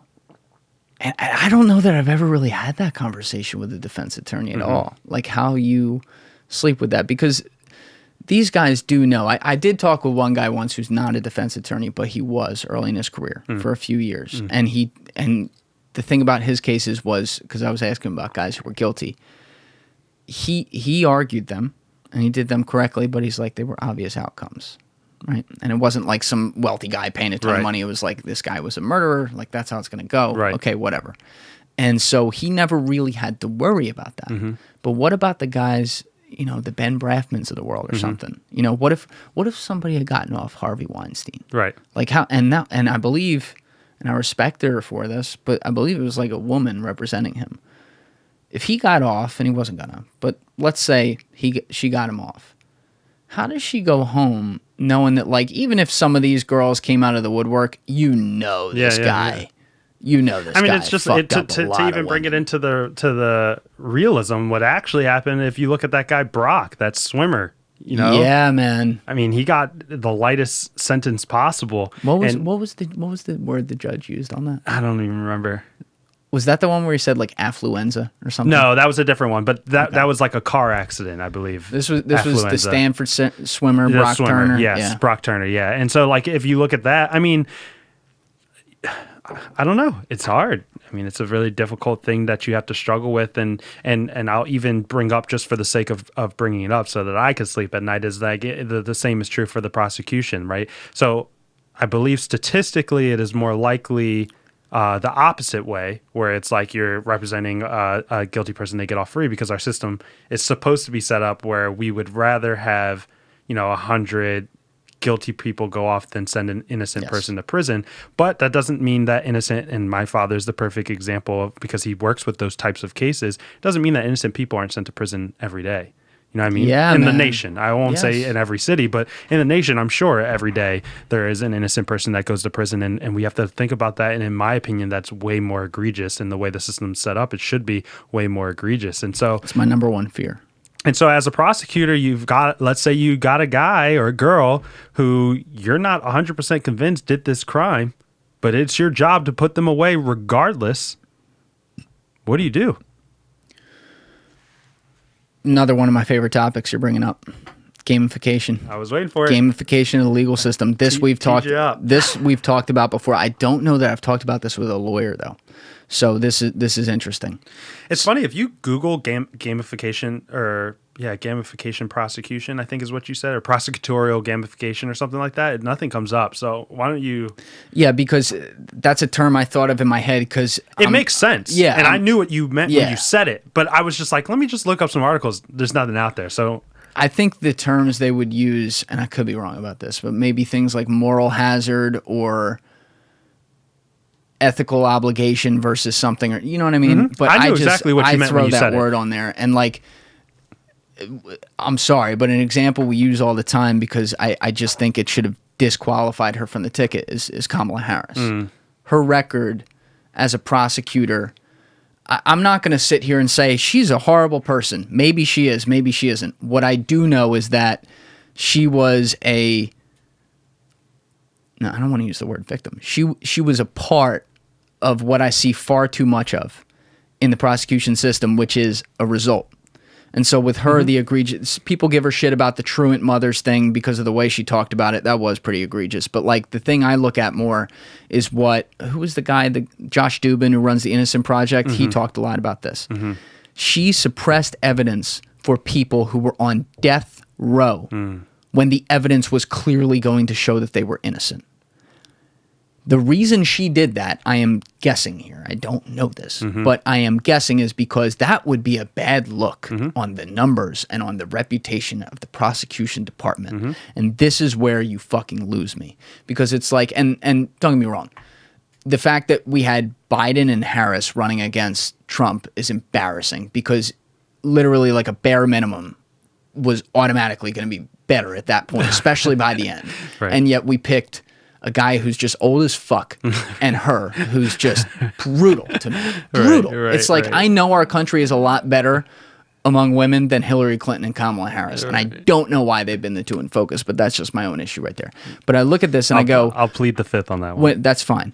When you start to go, and actually to your credit, like you weren't hot about that either in the last episode. So, and you're on record with that. And that's great, because I don't think anyone should have been hot about the last election. But you look at her record, and when you go to that level, even if it's gamification, you are disqualified in my eyes because you're not just like, it's already time you're fucking with people. Like when a judge gets a little gastric reflux and comes back from lunch in a pissed off mood and says 15 years instead of 10, he goes home that night. Right. Well, he just gave that guy 5 extra years to get caught up in the legal stuff. Like nothing. And I'll pause you there just because that was like the thing that really ate at me at my time with the public defense. I was only there for a semester and I only did preliminary hearings. But what I saw was a microcosm of what I know to be true in the justice system. And it's so subjective. Yes. And it really kills me as an analytical thinker, the way that you're taught to be in law school, why we can be okay with such a subjective way at criminalizing people and potentially ruining families. It was really disheartening for me to go in front of a judge and make an argument about a case, a low-level drug offense. Okay, this guy's got conspiracy and possession with intent to deliver, which is extremely common in Philadelphia. And I go up and I make an argument and I cite case law and I say, this is not criminal conspiracy. This is not possession with intent. And he's like, I don't believe you. We're going to let it go to trial. And the next day I get a different judge and I argue the exact, when I say the exact same, I literally copy and paste the Word document for the next criminal conspiracy, possession with intent. It's a little earlier in the morning. They already had their breakfast. It's nice to see you, Terence Jones. What do you got for me today? Give the same argument. And they're like, oh yeah, this makes sense. We'll throw out the conspiracy. We'll have the possession with intent. What? It's the same. The fact patterns couldn't be any closer. But because it's 4 o'clock in the evening rather than 10 o'clock in the morning, you want to give them a different sentence because it's a different judge.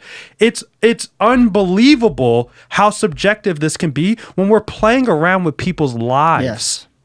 Yes. Did you read the book Talking to Strangers by Malcolm Gladwell? I am currently reading the book. No shit. Yeah, and it was funny because you mentioned Malcolm Gladwell in another podcast. I love him. I do not read for pleasure generally, and I have no problem saying that. But Malcolm Gladwell is the exception to that rule. I did read Outliers cover to cover, which is, I think, one of like 5 books that I've ever read cover to cover. And my fiance's mother bought me Talking to Strangers and a signed copy by Malcolm Gladwell, which is amazing. Great. He's a brilliant writer. He's amazing because he brings out all different perspectives, and I think he's even like I think he's a liberal guy. I don't want to speak for him, but he legitimately in his books, like there's no element of in my opinion, there's no element of politics to them. Everyone should appreciate them because statistics. It's statistics. It is what it is. It's not even just statistics, though. He puts humanity behind those statistics, and that's what and he's an amazing writer he's so too. Good. But I guess if you didn't know what I was going to bring up, maybe you haven't gotten to this part in the book. Haven't. But I think it's only a few pages, so small spoiler for you. It's fine. But there was a study done in, I believe, one of the New York City courts. I think it was maybe the Southern District, one of them. And it was on judges and bail numbers and their bias on how they would hand out these bail numbers based on someone's background, meaning their race. And so what this AI study determined is that judges were far more likely to give a higher bail number or a higher burden of bail, or whatever you want to say, to people of minority backgrounds than people who didn't have minority backgrounds. Okay. And what Malcolm's takeaway, and I haven't read the book in a year, so I want to make sure I have this right, so fact check me if you need to on this. But his takeaway wasn't that, oh, these judges are all racist. He goes, there are some built-in ideas based on previous experiences you have in previous cases, and also the fact that maybe sometimes someone looks different than you, that you don't think about it, and you say, you know what, $100,000 instead of 50. Same thing with sentences. And so I kind of like the approach of, hey, yeah, are some of these judges probably bad? Yeah, some of them are, but a lot of them are probably great. And there's just a way that, unfortunately, our humanity is still built into the system. Doesn't matter how much education you had or how great a judge you are understanding the law, there's still certain flaws that we have as humans that we may not consciously realize that affect people's lives. And it's still scary because you see it happening on a real-time basis in this case, in the year 2017 or whatever it was. And yet, I'd like to get that out of the system. I hope you can understand, though, that I sometimes have some doubts about that because I'm like, well, shit, if we're not there now, like how much longer is it going to take us? Yeah, I mean, I just think about utopias all the time, and I think about what could happen in a perfect world, and thank you, and it's just like I don't understand how we can live in this world where I, as a law student who only did one semester at the public defenders, can see cases that are so similar, and yet there isn't a similar outcome. And I know that's what do you mean by that? So, like what I was talking about, where it's like, okay, you set up a investigation, and you've got a lookout person. The cops are looking out. They do the same thing. I mean, the cops do the same thing every time, and they lock the guy up, and then it's always conspiracy, possession with intent to deliver, and it's always the same thing. And yet the sentencing can be so different, or the charging can be so different. You would think in a world where we force lawyers to go through 3 years of law school and then have them study every field of law that you can think of, just to take a test, closed book, which, let me be clear, would be malpractice if you did that in real life. If you came to me as a lawyer and said, Terence, hey, I know you do labor law. Can you help me with this problem? And I said, closed book. Right. And I said, oh, yeah, I'll help you with that problem. Go do this. And I know this to be true off the top of my head. I'm not going to do any research. And you go out and do it and get sued. That's malpractice. And yet that's what we're testing our lawyers to be. It makes no sense. But I say that to say, in a world where we make lawyers go through all of those hoops, how can we not make judges go through those same hoops? And I don't know for a fact that they don't, but how can we have it such that it's not like, oh, when you see this scenario happen, you should be looking for these things. And in looking for these things, the outcome should be this. And then we look, okay, this judge, he's known for being harsh. He's known for being a harsh judge. Yeah. He's over his 15 years of being a judge. Typically, we suggest judges to do this. He's doing 10 times that. You can't be a judge anymore. Get out of your seat, because you're going way past what we would recommend someone to do for that type of scenario. There's not that many crimes out there, right? And so when you're committing these crimes... What do you mean there's not that many crimes? I mean, like, okay, like, let's say, like burglary, theft, like different, like for criminal purposes, there's a set number of crimes. Like, it's not like every day we're inventing new crimes. I understand. You got what I mean? It's a set world. All of the crimes codes out there, there's not going to be a new type of crime. Let's call this sock burglary, and that's going to have its own sentence. No, like burglary is burglary is burglary. It's not going anywhere. So my thing is, I don't understand how we can't have a set rules and regulations for judges to adhere to, so that when you have a scenario when it's burglary, and we kind of do, the crimes code has a suggestion, 10 to 15 years. Right. But within that 10 to 15 years, what is it? How does a judge, if you have a case, let's say murder is 20 years to life, let's say, and a judge says 80 years, how did he get there? That part I don't understand. If it's 10 to 15 years for a crime, what makes it 10 years? What makes it 15 years? Is a judge literally just pulling it out of his ass? I don't get it. This is one thing that actually works both ways too, which is interesting, because truthfully, the stories I hear much more of, and the statistics would back that it works in the wrong direction far too often, where judges give cases, an adjudication? Sure. Is that what they call it at sentencing? Mm-hmm. I know a little bit of my law. A little bit. They give the I would hope so. They give the whole sentencing thing, and they give far too long, or, like we were saying earlier, I think, like, they add 5 years on just arbitrarily. Mm-hmm. But I did see a case, I think I've talked about it on the podcast before, but I saw a case earlier this year, because once in a while I will go down certain rabbit holes. Mm-hmm. And one of the rabbit holes that probably happens once a year is I'll look at cases on YouTube of sentencings, just to see, like, the humanity of it. Just like someone's getting sentenced to life in prison. Like, what's that like? Holy shit. It's like tragedy, but it's also like, wow, they did some fucked up things. Sure. And I was watching one earlier this year where a father was testifying at the sentencing of the kid who killed his son.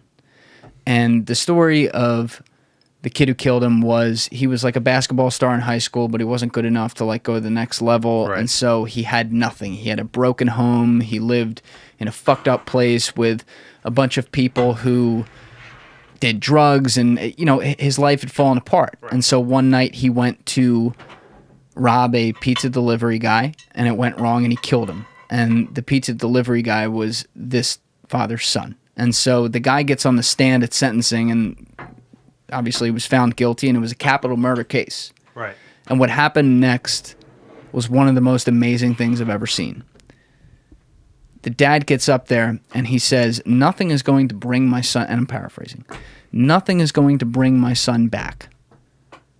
But what about this kid? Mm-hmm. He's 21, 22. He never had a shot. My son had a good home. We were there. We supported him. He had a good life. He was happy. I wish like hell he was still here, but he's not. And this kid was only in that position because he came from a bad home. His life went wrong. He was with the wrong people, and he made a really, really bad decision that's going to hurt me for the rest of my life. But why should it end his? Right. And the judge had to excuse herself from the courtroom because she was in tears. Mm. And I think she gave the kid 20 or 25 years. Mm-hmm. Now, obviously, 21-year-old, his life's ruined, sure, right? Like, to an extent. But it could have been way worse. There's a light at the end of the tunnel. Right. And what was amazing was after that happened, the thing that made the judge cry, I should have said this first, was that the father got off the stand and went and hugged the guy. Mm. And I don't care who you are. I don't care what law books you read, what systems you believe in. If you could not see the fact that that kid's life was changed right there, mm-hmm, I can't fucking help you. Yeah. Yeah. And so this brings up something that I was hoping that we would get into, because I think one thing that you do very well in this show is try to look for the nuance in situations. And typically when I recommend this podcast to other people, I recommend it to people who are looking for nuanced conversations, which I would hope would be all of America. I think that you have to look at every situation you have to attempt to look at every situation from both sides, because I don't believe the world is black and white. I don't believe you can live in black and white. And I think a perfect example of that is a show that I'm watching right now for the first time, and I'd be surprised if you haven't already watched it, and that's The Sopranos. You'd be surprised if I haven't. Bro, I've watched those 86 episodes probably 37 times a piece. Yeah, that's called par for the course. I'm not surprised at all, and I'm more surprised that I'm just now getting around to it. Yeah, I can't believe that. That was an oversight on my part. I'm sorry. No, you're good. And I let you down. It's been recommended to me. Don't get me wrong. I've just never really gotten around to it, and I've never really put stock into it. And I'm almost done season 3, and I can very much so. I just finished the Pine Barrens episode. Oh, that's what Sydney and I watched last night, and I can see why everyone loves it. Yeah, but there's one thing about The Sopranos that I don't think people are thinking about, and when we talk about nuance of crime, I think about The Sopranos because everyone loves Tony Soprano. I mean, they love him as an actor. What's his name? James Gandolfini. Yes, rest in peace. James was incredible, unreal.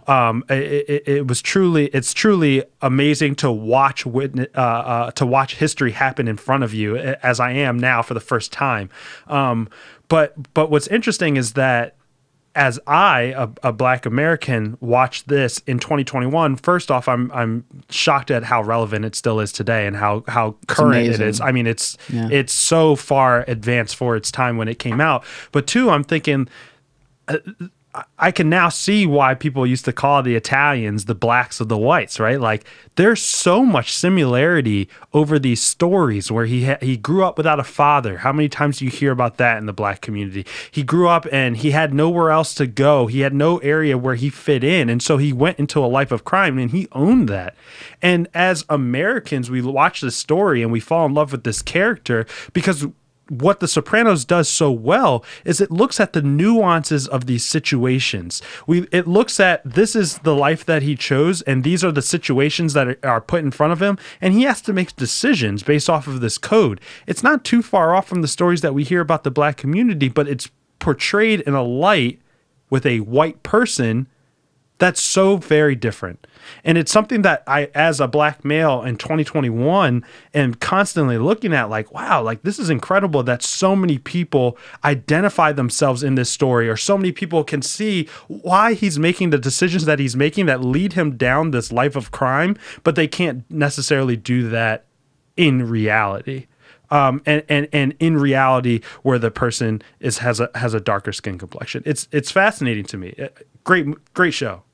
Now, what was because we can go off on that all day. You just walked into the greatest show of all time. Yeah, which, yeah. By the way, I have held off. I am now, this has never happened before. I am 4 years deep without having watched it. Which means I'm going to, You're going to watch now. Now you're going to watch. No, I'm still holding off. I don't have time right now. But the longer I go, the better it's going to be when I do it again. 100%. And you know, the reason why I started it now is because they're coming out with a prequel. And yes, I believe in many October. Saints in Newark. And so I want to try to finish it before then so that I could, get in on the action. My question was, though, what was the context you were bringing this up? I heard your final point on the nuance of it. Yeah. But are you, because we were talking about the judicial system before, so were you saying, I'm just trying to relate it back. He's nuanced, is what I'm saying, is that he recognized the nuance in that situation. He lost his son, which is arguably the worst thing that could happen to a person. That's what you said, the guy had his son killed. About in court. Yep. Yeah, in court. He lost his son, which is arguably the worst thing that could happen to an adult, is to lose their child. And rather than going into grief and to saying, lock him up, put him away for the rest of his life, which is, as Americans, we're almost trained to do. Yes. Too often, we're quick to say, he ruined my life, let's ruin his. An eye for an eye is often what we're taught. Rather than going down that route, he looked at the nuance in that situation and said, he grew up in a completely different situation, and he empathized with what happened. Now, it would be interesting.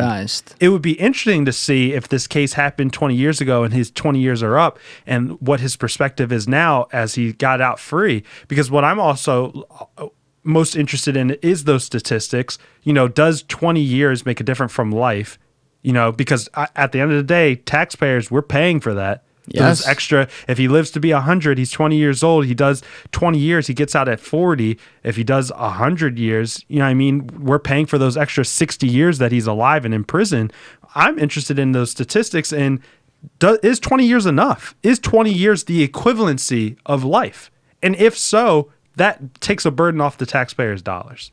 All right, we're on a complicated cyclone right now because of what you did, which I like. So I want to keep the cyclone going, and now I'm going to pull it back to your Sopranos example. Because now I understood what you were saying when you were saying it first. I was just then connecting. I was trying to connect them back, and now my mind can kind of. I like that. That makes us think. So now I understand exactly what the parallel was there. And so to go back to Tony Soprano for a second, people who watch that show, 99.99999% of them, don't know what it's like to be a mobster and would never be one. And myself included. Right? So, there's some guys in North Jersey who I could say other things about. Sure, but that's neither here nor there. But, they're watching that show, and yet, even though he's this guy living in this forbidden world that's really from the 20th century, and now we're going into the 21st, you identify with him. And you identify with him because the way David Chase built that show is he didn't want to make this about a mobster. He wanted to make it about a guy going through a midlife crisis who has psychological issues and just happens to be, in the context of the plot line, a fucking psychotic criminal mobster. Right. And so what he did is he took things that the average 45, 50-year-old male who hates themselves and maybe doesn't like their wife anymore in this country thinks, which is a sad thing to say, and also women as well towards men. Let's keep it equal here. That's right. Dead ass serious. These people who are like, well, I'm thinking that shit too. They see this battle, and what ends up happening is they start rooting for Tony Soprano, which I did too, and I continue to do so because you love him as a character. Sure. He's a scumbag of a human being. He is a horrible person. Sure. But you recognize that, number one, there were things that pushed him to get there, which you still have to take responsibility for yourself. But there are things that pushed him to get there. And there are things he struggles with that show humanity in him, that no matter where we are or who we are or what we do or how criminal or uncriminal we are, non-criminal we are, we can relate to that. Right. And so when you're talking about the nuance of it, David Chase, and it's why I hope to God The Many Saints of Newark is a great movie, because like you don't fucking paint over the second coating of the Mona Lisa. I know. Right? And I think Many Saints is going to be great. That trailer looks awesome, but I hope it is. But David Chase had a perfect game. Mm-hmm. He portrayed a masterpiece that was built off of his own experiences growing up in North Jersey and understanding these people. I mean, I lived up there, right? Yeah, like, I drove by 13 Aspen all the time, right? Like I was in these neighborhoods, and that's like the nice one. That's where he lived. But I was in these places. I know the places where they shot in the film. I lived right by the George Washington Slept Here house, That's right? dope. So he nailed it.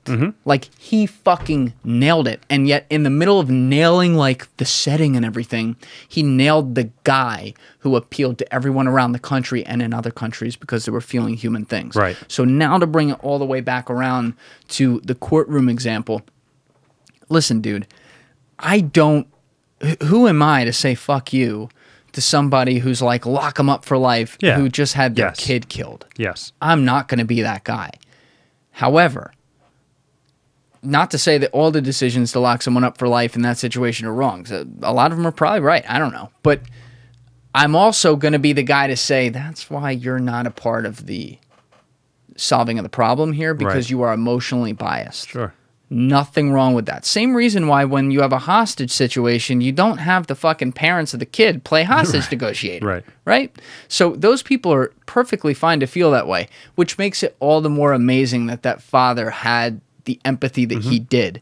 And I was pointing at you when you brought up that word, because it should come up more on this show. I try to bring it up, but you know, it goes where it goes, and I guess it doesn't come up enough. But the lack of empathy in this society for beliefs is absurd, and you can relate this to all things. And it's hard. I don't want to dismiss the lack of empathy as if it's something that's so easy, because especially now, and I can imagine it's going to only get worse as technology blossoms, it's very hard to have empathy when you live in a bubble, or you live in a small circle where you only see one thing. I can't expect someone from suburbia, myself included. I didn't grow up I grew up in the city of Philadelphia. I grew up in Roxborough, though, which is like on the outskirts. So I'm not going to pretend like I'm this like hard gangster or anything like that.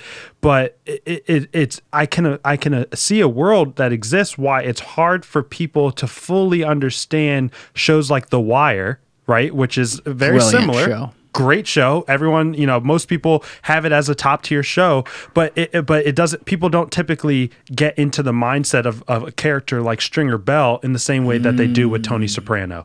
And part of that is because Tony Soprano's a main character. The show's built around him. You get to see every aspect of his life. Stringer Bell, he's not necessarily a main character. You don't get to see every aspect of his life, but that being said, it's also they're completely different. And it's a lot. I can imagine that it would be a lot harder for someone who's never experienced this to associate themselves or see themselves within Tony Soprano than they would with Stringer Bell.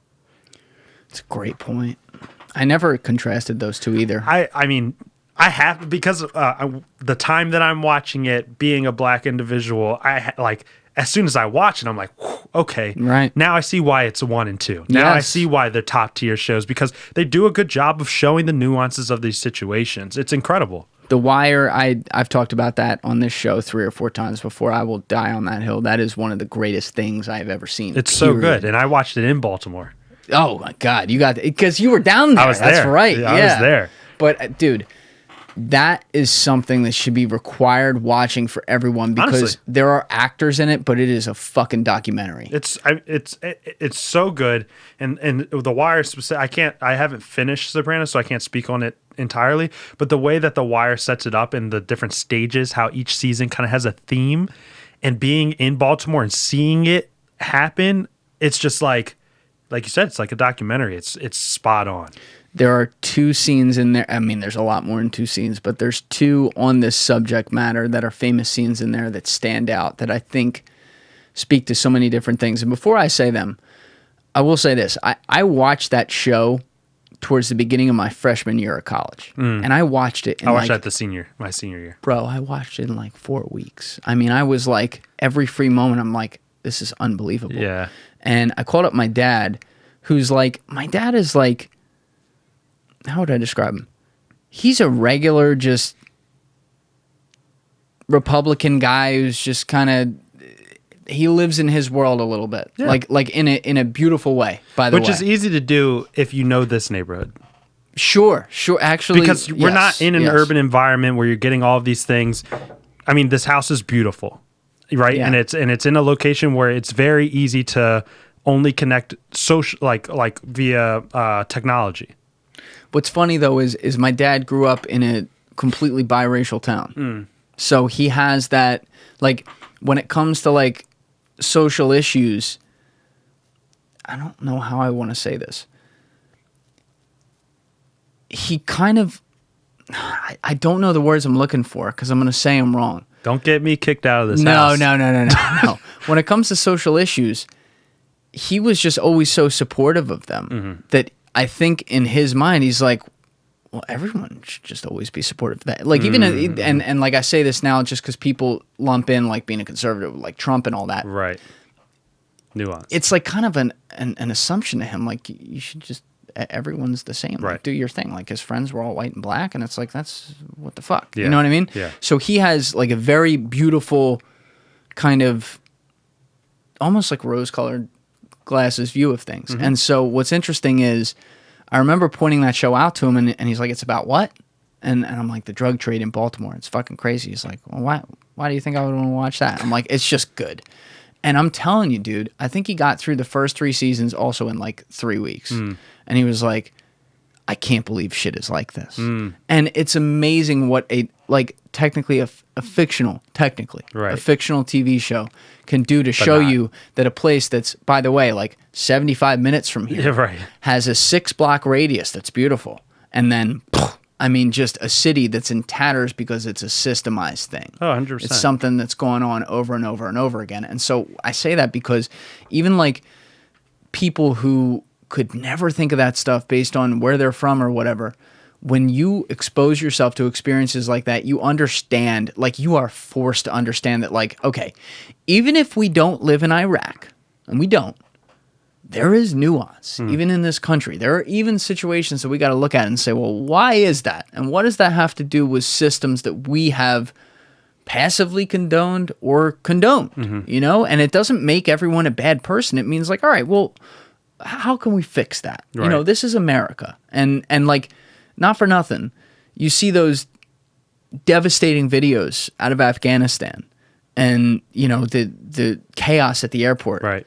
And you see these people holding on to moving airplanes just to get the fuck out of the country to try to get to America on a moving jet that they have no chance of staying on once it gets up to a certain air pressure, because falling off that jet and dying is going to be better than staying where they're at. Yeah. And they know that. By the way, it's not like, let's not pretend that these are dumb individuals. They fully understand the situation at hand. But my point is, they don't know. Like, just because that's true doesn't mean that still here we may have the best system. We can't look to improve it in places where we've fallen behind. That's what I'm trying to say. And that's the biggest point. It's the biggest point that you can say, and the reason why I say that is because so often, and this is, I will admit, definitely an old school train of thought, and I would hope that by the time our children have children, this train of thought is completely gone. Hope so. Patriotism doesn't mean that you have to be absolutist. We don't have to pretend that if you say a bad thing about your country, you don't love your country. In my opinion, patriotism is trying to improve. And the only way we can improve is if we look at our worst things, whatever you think the worst thing about America is, looking at that thing and coming up with a way to improve that thing. Yes. Because as the saying goes, which is 100% true, you're only as strong as your weakest link. Whatever that weakest link is, you have to pay attention into it, pour resources into it, and fix it. Because as long as that weak link exists, it brings our whole nation down. That's going to be a TikTok. That's the first time I ever said that, but that was so fucking brilliant. I'm playing off of you. I'm gonna let that one run. You said it. All I'm here to do is to emphasize it because you're 100% right. That's true patriotism, and it's super hard for me to understand anything else. When I go now, I just came back from the Finger Lakes up in upstate New York. I know the Finger Lakes is not. I said it as if it's a thing. How is that? It's very interesting, and I'll say why. Interesting's a funny word. It's very interesting as a Black American. It's very interesting. So I was up where I think 40 minutes north of Syracuse, up in a small town called Skinny Atlas, not too far from Cornell University. Mm-hmm. And when I got in, it was like 9:30 at night, right? And so and the reason I bring this up was because when I came in, I'm seeing Trump this, Trump that, and in my head I'm like, Trump, like, he lost. You know what I mean? No offense. And maybe I'm too young to remember. Maybe after Obama lost, people were still having Obama. No. I don't remember it. I won't discredit if people say, "Oh, I saw Obama flags." My thing is, Obama never lost. There would have never been a McCain flag. I'm gonna correct it for you. Well, what I'm trying to say is that I don't remember still seeing Obama flags. Bumper stickers is a different sign. But when Trump was in presidency, I don't remember people still having Obama flags, and maybe they did. But my point is that it's not like American. Like we have this, not we, because I don't have these flags, but Americans have these flags, these Confederate flags, these Trump flags of people or institutions that are no longer necessarily relevant for the current times, which I find very interesting. Can I cut you off for 1 second? Please. So, and this is maybe like the fourth time I've had to say this in an episode. One place where I will just draw the line so hard is the Confederate flag. I agree with free speech, do what you want to do. Absolutely. And that applies to everything. Same. So, like, if someone wants to I'm not even going to say some stuff, put ideas in people's heads, but whatever. Like, it's such a bad idea, I will laugh at them, and most sane-minded people will too. Like flat earthers. Right. Yeah, exactly. Same category, but probably a little more evil. But, like, I just will never understand people flying around a Confederate flag. I just, for the life of me, it is like the most... Even if you're not a bad person and you're just a fucking moron, and there's another word I'm looking for that we're not allowed to say anymore, but that's what you are, like... Even if that's the case, why?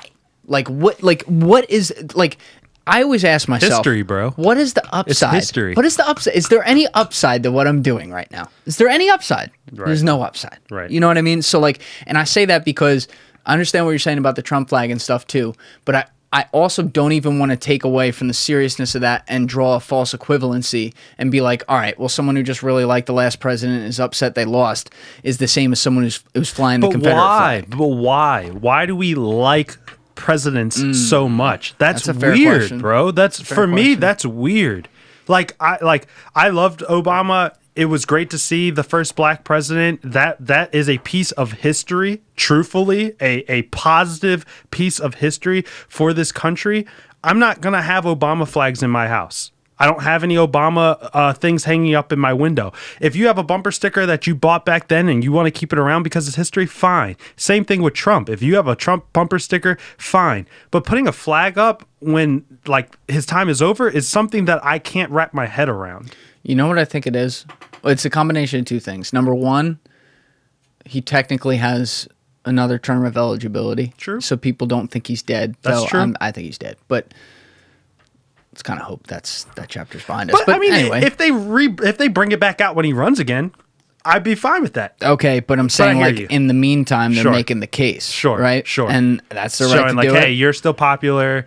Come back around. We want you. I can see that. I also think that Trump was a hurricane. He was a far different thing because he drove a lot of people into his arms who, even in 2016 or 2017, after he won, if you would have asked them then, are you ever going to like this guy? They said, get the fuck out of here. He drove people into his arms not because he's this great guy. He's one of the most flawed people you've ever seen on the public stage. Sure.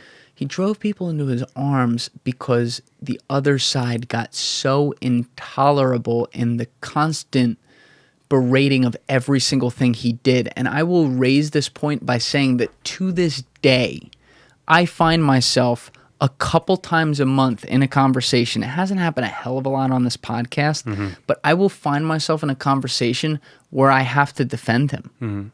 I don't want to talk about him. I don't want to talk. Honestly, I'm not a huge fan of Biden, although it hasn't been as bad as I thought it was going to be. It's been okay, right? I don't want to talk about people who I'm not a fan of. But when people, it's never enough to go 150. Right? They have to go 600. And it's then people will be like, he did this, and that. I'll be like, well, wait, no, he didn't. Right? Hold on a minute. Right. And he's polarized. That's what I'm saying. He's polarized. I could do that about Obama because I was a fan of Obama's first term. Right. I was not a fan of his second term. Right. But that's why I was a Trump guy in 2016, which I figured out because I'm I didn't know that at the time, but I was more repelled, not even by Obama. I'll give him credit. Obama is actually on record being an open dialogue guy. Right. It was more the people behind him in his party who went the other way and they repelled me. And so I'm like, this guy's a savior, right? Right. And so that ended up being wrong. But the idea of what repelled me, I think I was still kind of right about. And I remember looking at his presidency and I didn't feel like I had to defend him a ton. You know what I mean? I felt like it was pretty straightforward.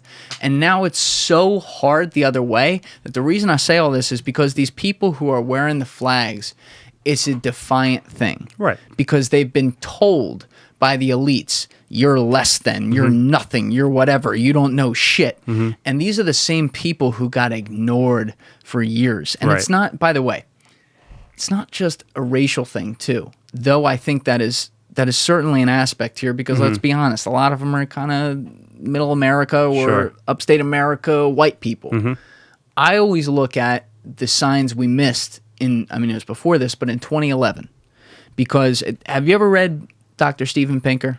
No. From Harvard? I'm going to send you his book. Yeah, please do. It's incredible. He writes data backed. Okay. About how humanity has continually progressed. So, in a way, he constantly reminds us that, hey, I know we're complaining about all these things right now. We're right. But look where it was 20 years ago. Look at how everything from sustenance around the world to, supply of water to basic availability to live, not just in this country. I'm talking the most, unfortunately, poor places in the world and how we've improved. One of the things that he identified that really changed my life, though, was the data behind the wealth gap. And what he found, and the graph, it's inarguable. It's a fact. This is not an opinion. It is a fact. Since the 1980s, and the graph that he used, the primary one, was from 1988, though you can draw it sooner or later than then as well. The wealth gap, if people are listening and not watching right now, I'm making a V. It went like that. Okay. And so in 2008, 2009, when the whole economy crashed, everything went to shit. But the people who were able to come out of that ahead, not right away, but eventually, were the people who already had a lot of means to money. Right. So it increased the wealth gap tremendously. And by the way, I've said this before, some people like to hit Obama for that.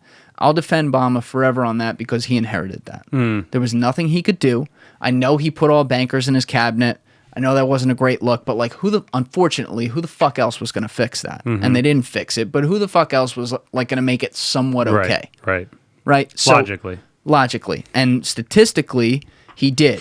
What he didn't fix, and it was started far longer than before he was in there, is the fact that it kept going in that V. Right. And so in 2011, you saw two movements form. You saw the Tea Party and you saw Occupy Wall Street. The Tea Party was these quote-unquote country bumpkin, middle-age or older age individuals who had been left behind by automation and the government.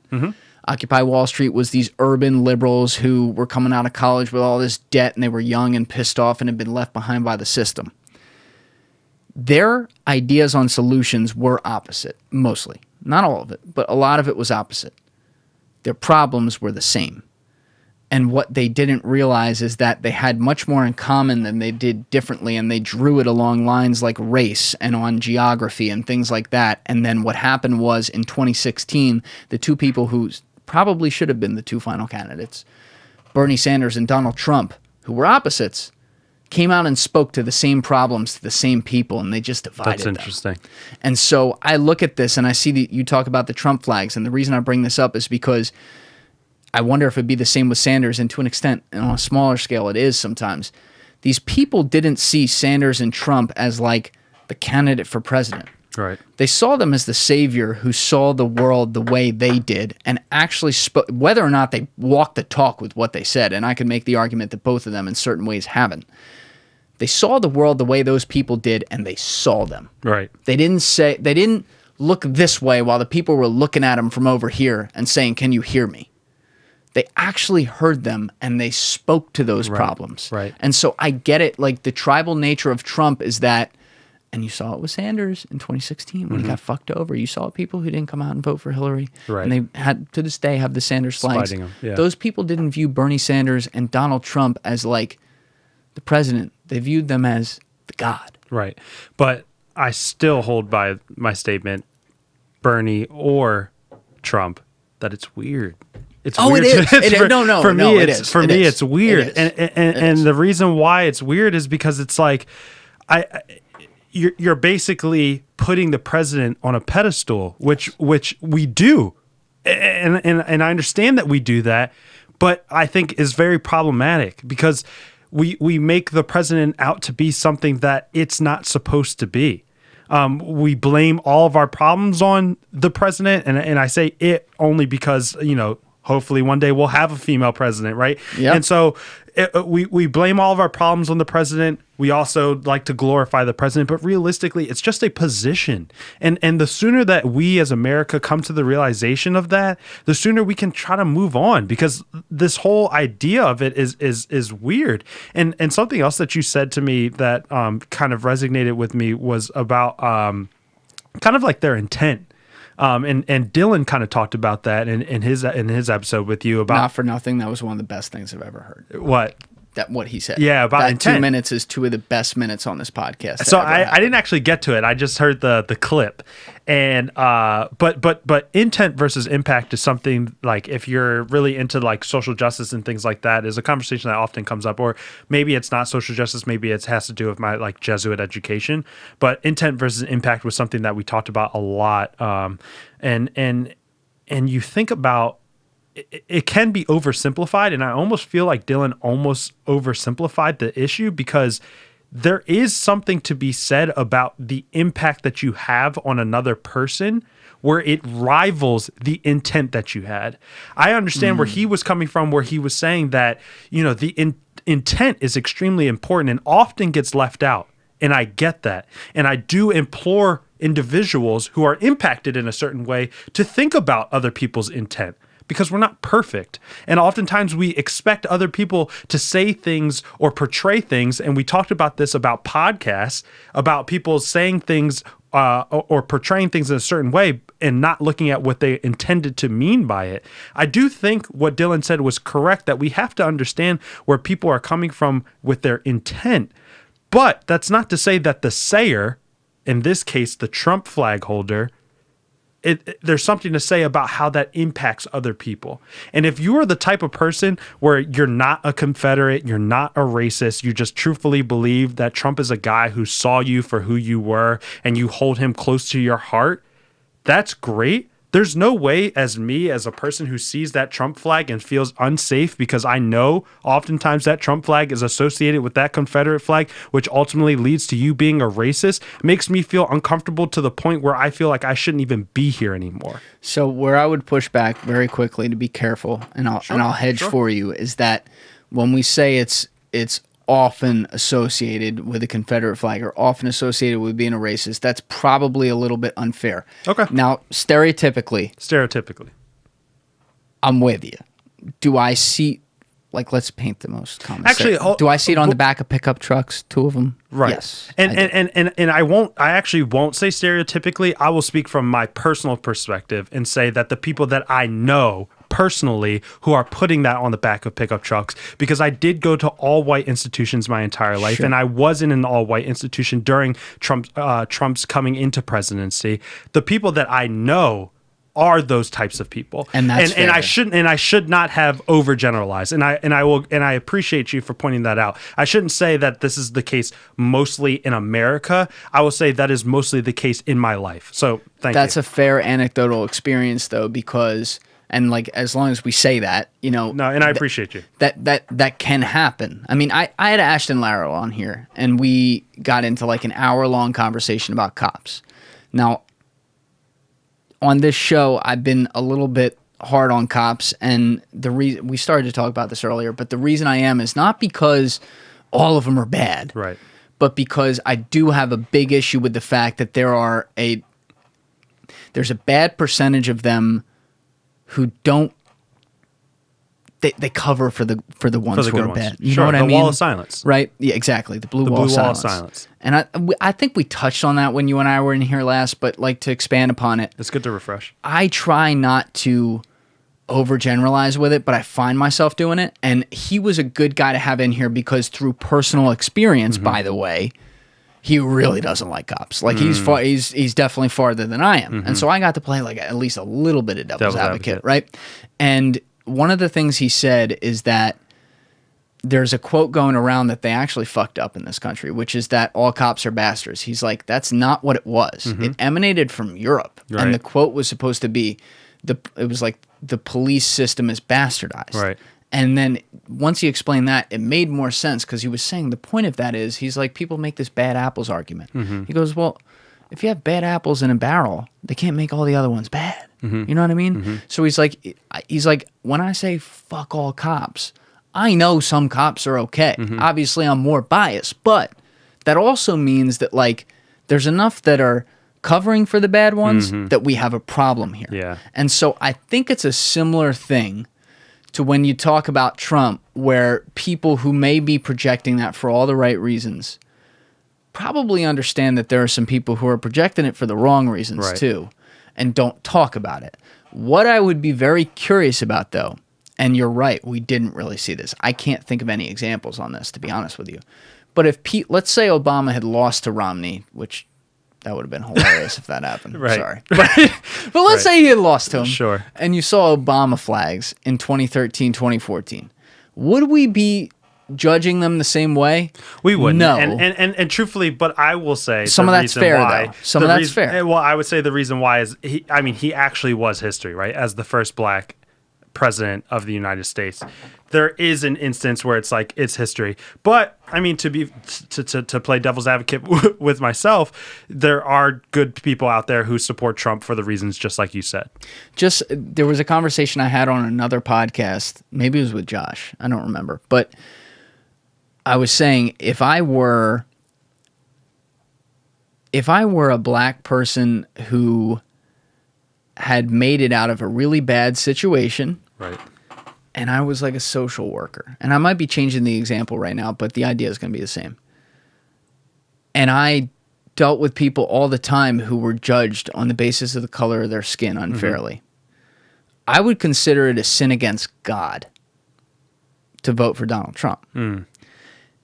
If I were a coal miner, and it's the most stereotypical example, but Obviously. if I were a coal miner in West Virginia who had been not even given the courtesy to hear "go fuck yourself" right, for the last 20 years from Washington, I would probably consider it a sin against God to not vote for Donald Trump. And it underscores the point that I think you started this whole thing with, which is that we deified the people. right, And the position, but the people too. And it really changed with Trump and Sanders, and obviously Trump won, so it's on a whole nother level with him. And that's what I was hoping to get across, adding to your point. And it's like, that's the problem, because a lot of these people will then eventually go along with that because they're told fuck you for doing it. Right.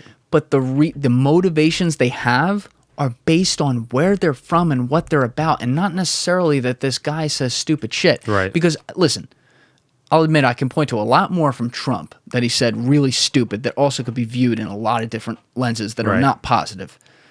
Obama said shit like that too, but I'm not going to hold him the same way. I'm not going to hold him to that standard. What I will say is that Trump, my biggest criticism of him is that when you have enough people telling you, hey, look, I know you were like a New York real estate guy your whole life. You kind of like, not even president, you're running for president. No, you can't say that. Right. And you still say it.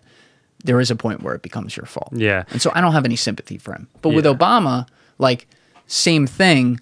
He just had much better control on it. And he does deserve a lot of credit for that. You never got a tweet from Obama along the lines of, if you don't vote for me, your suburbs are going to go away because they're going to bring in all the whatever low-income housing. Right. You never got that from him. It's all really interesting, honestly. I don't know. It's there, like you said, there's a lot of nuance in the situation. It's just hard for me to wrap my head around the whole thing because then you get into a game of what if that can go on forever. Yeah. And you know what we're doing it with right now? This whole Afghanistan thing. Mm-hmm. And it's kind of fucked up because, and again, I think you can have a lot of thoughts that contradict themselves on this, and you should. Mm-hmm. I think Biden absolutely fucked up the pullout here. I think that's pretty clear. I think that it is horrific what's happening there, and from a humanitarian perspective, it is devastating. It is. It's devastating. Just like those images that you talked about. I mean, you can't argue with that. You can't argue with that. I think you can also say that Obama and Trump both had a dream of pulling out of there. That was clear, and Trump was able to actually, a positive of his presidency was he was able to start putting the plans together to be able to do that and end this endless war, because one thing about America, we are awful nation builders. So it's also not our job. And so, you know, I see a lot this week. I do see some interesting tweets, some funny tweets that point back to George Bush, but I don't see enough of that because it's like, well, where did this start and where did it start to go wrong? And what we then turn it into in the cells in the media is like, well, it's Biden's fault or it's Trump's fault. Right. Prisoner of the moment. Exactly. That's what we call that. And they all seize on it too. They all blame each other. None of them are innocent here. You saw, I mean, Trump doesn't have any attention anymore because he was fucking censored, but it's a different issue. But, you know, he came out on whatever the fuck and was blaming Biden, and Biden came out and nudged Trump. And it's like, okay, like, they're all political animals. They're going to do that.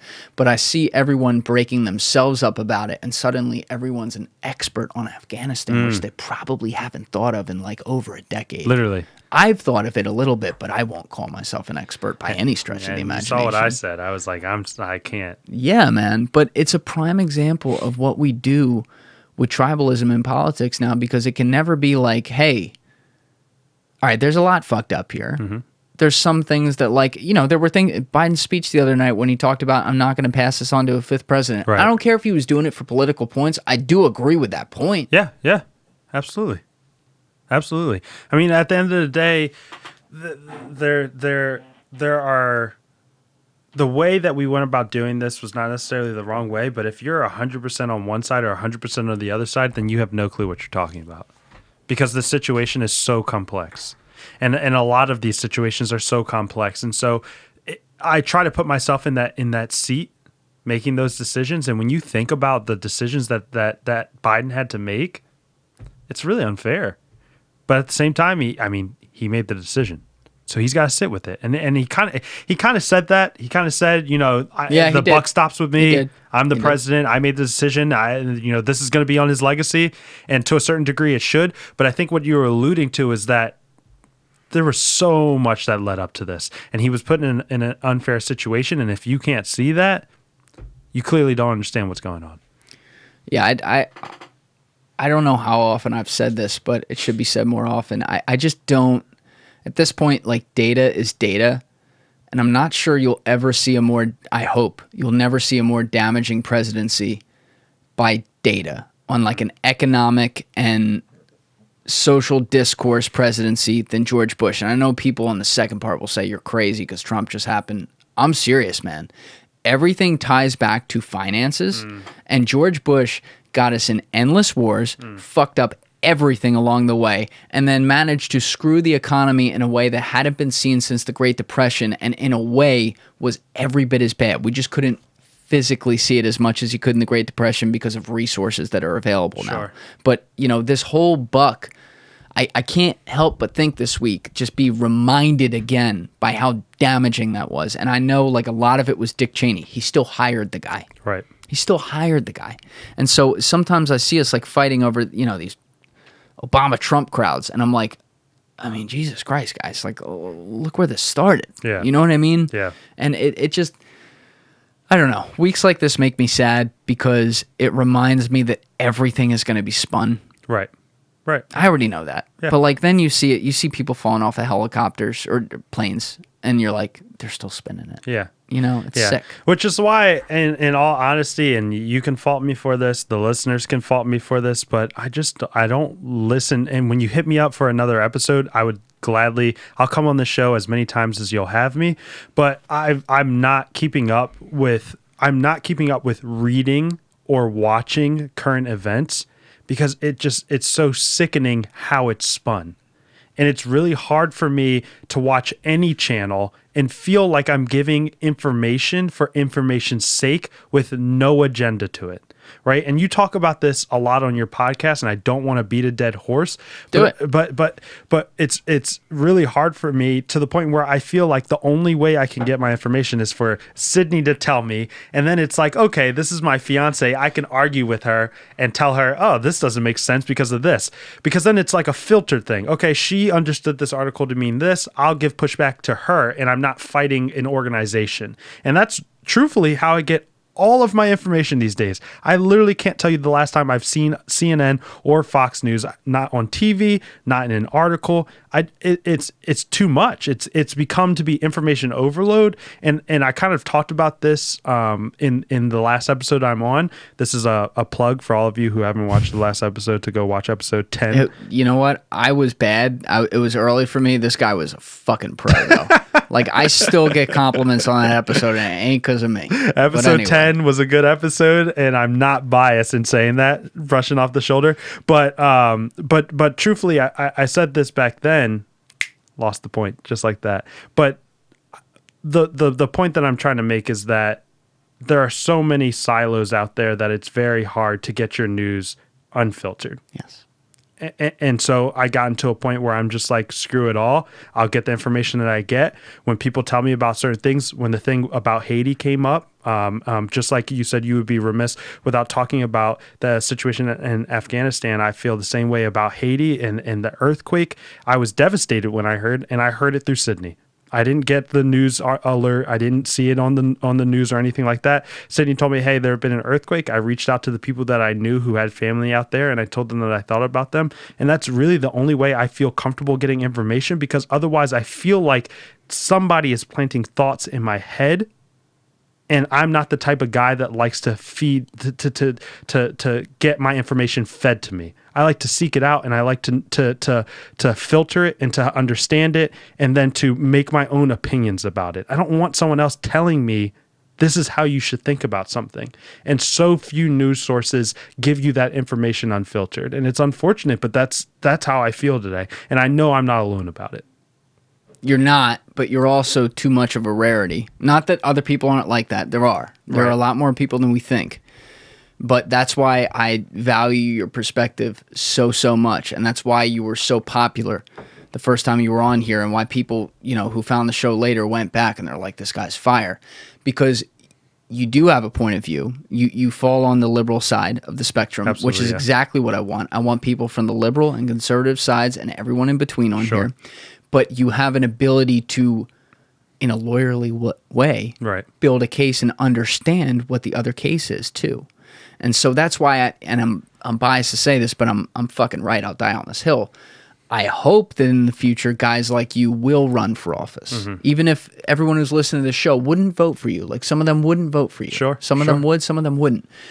Whatever would happen, people might know that if you weren't corrupted by the power that goes into there, which I'm sure some people do, so don't fucking do that. But, if you weren't corrupted by that, like, they'll know, like, okay, this is a person that is going to listen to the ideas. And that, you know what? That was always something that made me a little more comfortable about Obama after the fact, because I did know somebody that my dad knew went to school with him at Harvard, and she talked about how, and again, this is in college, a lot can change since then, I'm sure it did, but his MO at Harvard was that in these rooms, even back in the day, people who were conservative would sit on the right side. Right, people, right. Liberal would sit on the left. He would sit in the middle. Yeah. And it was clear he fell on the liberal side of the spectrum, no doubt about it. But he was the guy who would listen to everyone else and then restate the cases. And even if he was taking the left side, create it in a forum where everyone could appreciate it and see that they were heard. And it's like, when I look at people on the left and right side, that's what I want. That's more than, and unfortunately, that's not what sells anymore. No. I mean, you even see it now. Like, one of the things that concerns me the most is cancel culture. Well, it's now started to infect both sides. It started left for years. Now it's right. You see Liz Cheney do what she did, and she went to get, and you know, I'm never going to equate someone with their father. Let's get that straight. They're a different person. Yeah. I fucking hate Dick Cheney. I Liz appreciate Cheney's that. a different person, right? She does something that's unpopular, whether you agree with it or not. She took a stance on something, and they went to cancel her. And I worry about this now because it's like they're going so far apart on these two sides that now they're meeting each other on the other side. And to me, when we start shutting down ideas or operating different opinions, that's a problem. Yeah, it's really hard. And I remember what I was going to say about episode 10, which was that I talked about making sure that you find your passion and advocate that passion and not being too afraid to be a generalist to say, oh, I know everything about all of these topics, rather than to diving into a topic. Like for mine, it's social justice and making sure that the African-American community can find some sort of equity. That is my passion. That's what I know. And so when, Julian hit me up and was like, hey, I kind of want to talk about Afghanistan, I hit him up and I was like, I know what's going on in Afghanistan, but I'm not an expert on this topic. And so I would feel uncomfortable to give an opinion about something that I haven't delved into, looked at resources on both sides, and then said, okay, this is my opinion on this thing. And that's kind of the thing that scares me the most about the president or presidencies and these debates, because I'm like, how can this person know everything about every topic? And that's what we expect of him or her when they go to these debates. And so when people used to come up to me, even in college, and was like, oh yeah, I could see Terence becoming president, I'm like, I don't know if I could see myself being president, because I'm not going to sell myself out and pretend to know things that I don't know. And I'm not sure that our country is ready to vote for a guy as earnest as I'm going to be. I'm never going to be in a situation and give an opinion and say, oh yeah, I have an advisor, and that I'm like, in my head, I'm thinking, I have an advisor. My advisor says I should be this way on the war on drugs because it'll get me 100,000 more votes if I say that. If I haven't done that research myself, I'm not saying it. And as much as we as Americans like to think, oh, I want that guy as president, the truth is in the pudding. We don't have that. Right now, the people that we put up in that seat are people that we think align with us in the most topics, when realistically, these views are not all coming from them. And that's just the realism of that situation. Bro, I think you just unknowingly pointed out not the whole reason, but a big reason of the psychology of why Trump won. Yeah, 100%. Because all these other guys, they'll speak to you. They'll give you the politician face goes on, They'll dance. And they're like, we're looking at this very, very closely, and you have to understand, the people of whatever country think this, and they'll start to go on all these. Donald Trump seemed like a human being. Donald Trump, I will never forget when, I want to say it was John Harwood in a debate during like the primaries, asked him about Cuba. And you see his face. If a face could take a shit, a face took a shit. And he just looks at him, and then suddenly, like, he goes into game mode, and he's like, like listening to the question. And for like 45 seconds, he repeated in some different fashion the line of, Cuba's a great country. We're looking at it. We have a lot of smart people. I know a lot of smart people. We're doing great things. Obviously, Castro, bad dictator, but we're doing some things here. Right. We're looking into it. I'm gonna get John. I'm gonna get the best people. I'm gonna get the best people on it. Little marker over here. He doesn't have the best people. I have the best people. We will look into it, and I will get John. Right. John, I will get back to you. John, I'm gonna get back to you. And like, he filled that air, and even if people at home know, that guy just took a verbal shit on TV, they're like, oh, that's just like me. I don't fucking know what's going on in Cuba. Right. And so what's amazing is his unqualification of not looking into some issues, which some things where Cuba maybe isn't one of them because it was a smaller issue, but other things it's like, yeah, you probably should have looked into that. Right. It actually had the reverse psychological effect of people being like, this motherfucker's just like me. Yeah, Let's yeah, do it. yeah. And that should be a big red light to all politicians going, you know what? I don't have to be know perfect. everything. That's my hope. Truthfully, that is my hope. And that is one thing that I saw about that, where I thought, like, when I saw Trump become president, like, you would think as I saw Obama become president, I was like, damn, if Obama could do it, I could do it. But I mean, I had that thought to a certain degree, but like, I've never kind of like been like, oh, I I need for there to be a first in order for me to do something.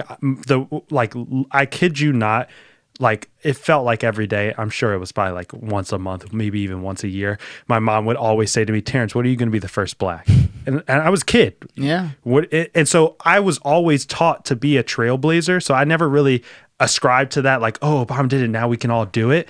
That's not been my reality. That's not been the way that I was raised. I was raised to be a leader and to be the first of whatever.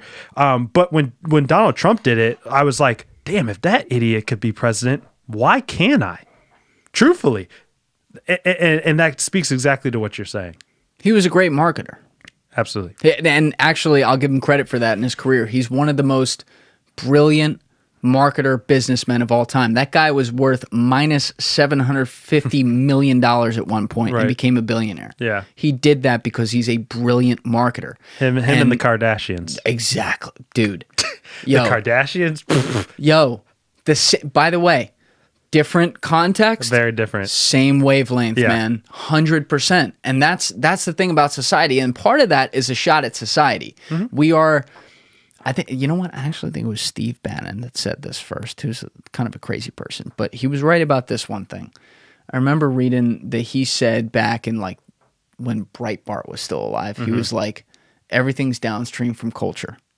And he was dead ass right about that because what we proved is that even the Oval Office is downstream from culture.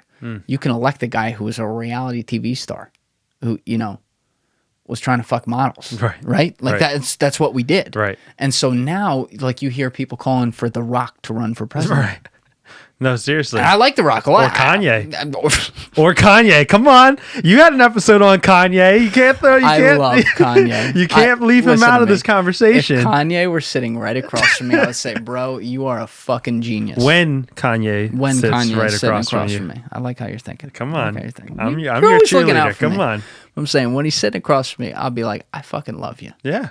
You understand there's no planet where I would ever vote you for president. Yeah. And like, I'd love to see how he answered that, because it's like, it also takes like a certain, and this could be a negative too, it takes a certain type of person.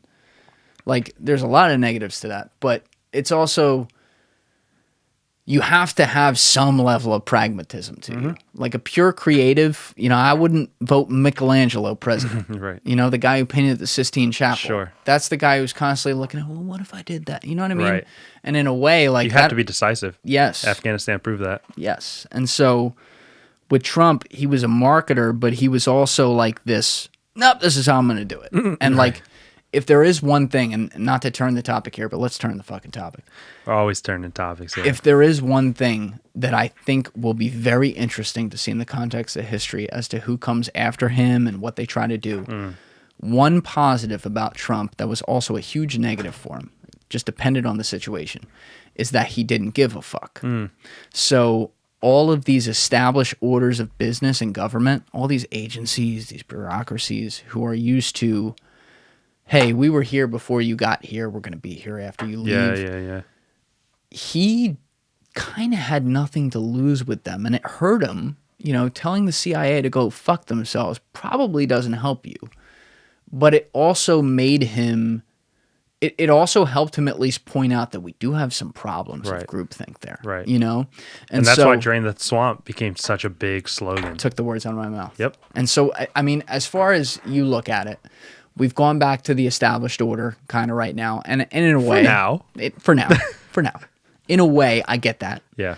But looking long term here, I do think about the power of bureaucracies a lot and like the unknown things. And you're always someone who's advocating for the rights of individuals and the freedom and things like that. And I don't think that stops. And in fact, I know it doesn't stop with just like rights based on who you are as a human, not the color of your skin, not your gender, whatever. It also goes to all of us, like, what are our rights in the eyes of a government body? What are our rights in our own home? And so, you know, obviously you've seen a lot during COVID and everything, but you can tie it all the way back to like what Edward Snowden pointed out, what the government was doing. And now you look at a guy like Trump who went in to drain the swamp, kind of left a part of the swamp, in my opinion. Right. And now we're full swamp again. And it's like, is that going to affect our agency as individuals in the future? I don't know. So I don't know about the agency, but I'll tell you this. One thing that I'm definitely excited for is this new generation to come into power and kind of like the old generation to phase out, because the one thing that excites me about this new generation that's coming up, right? I'm the oldest of my siblings. My youngest siblings are twins. They're 15 years old. So I kind of get a taste of that culture, that 15-year-old culture, is that they're so politicized right now because of the media and everything. It's so far reaching, whether it be TikTok or Instagram or Facebook, whatever their social media of choice, they have it in front of them. So they're forced to think about topics that we weren't thinking about until college. They're thinking about it in middle school. My siblings knew about Trump and Obama and the importance of their presidencies at such a young age that it's interesting and it's fascinating, and I'm excited about this new generation to come in and be disruptors. Honestly, that's what they are.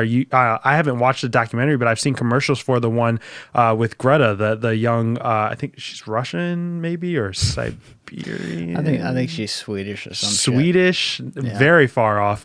Yeah. But you know, an advocate at a very young age, and I apologize for not knowing. And again, I don't really know much about her story. I haven't watched her document. I haven't watched her documentary. I can never get over that. I haven't watched her documentary, and I don't know much about her story. But from the commercials that I've seen on Hulu, because I get commercials because I pay for the cheapest subscription as possible.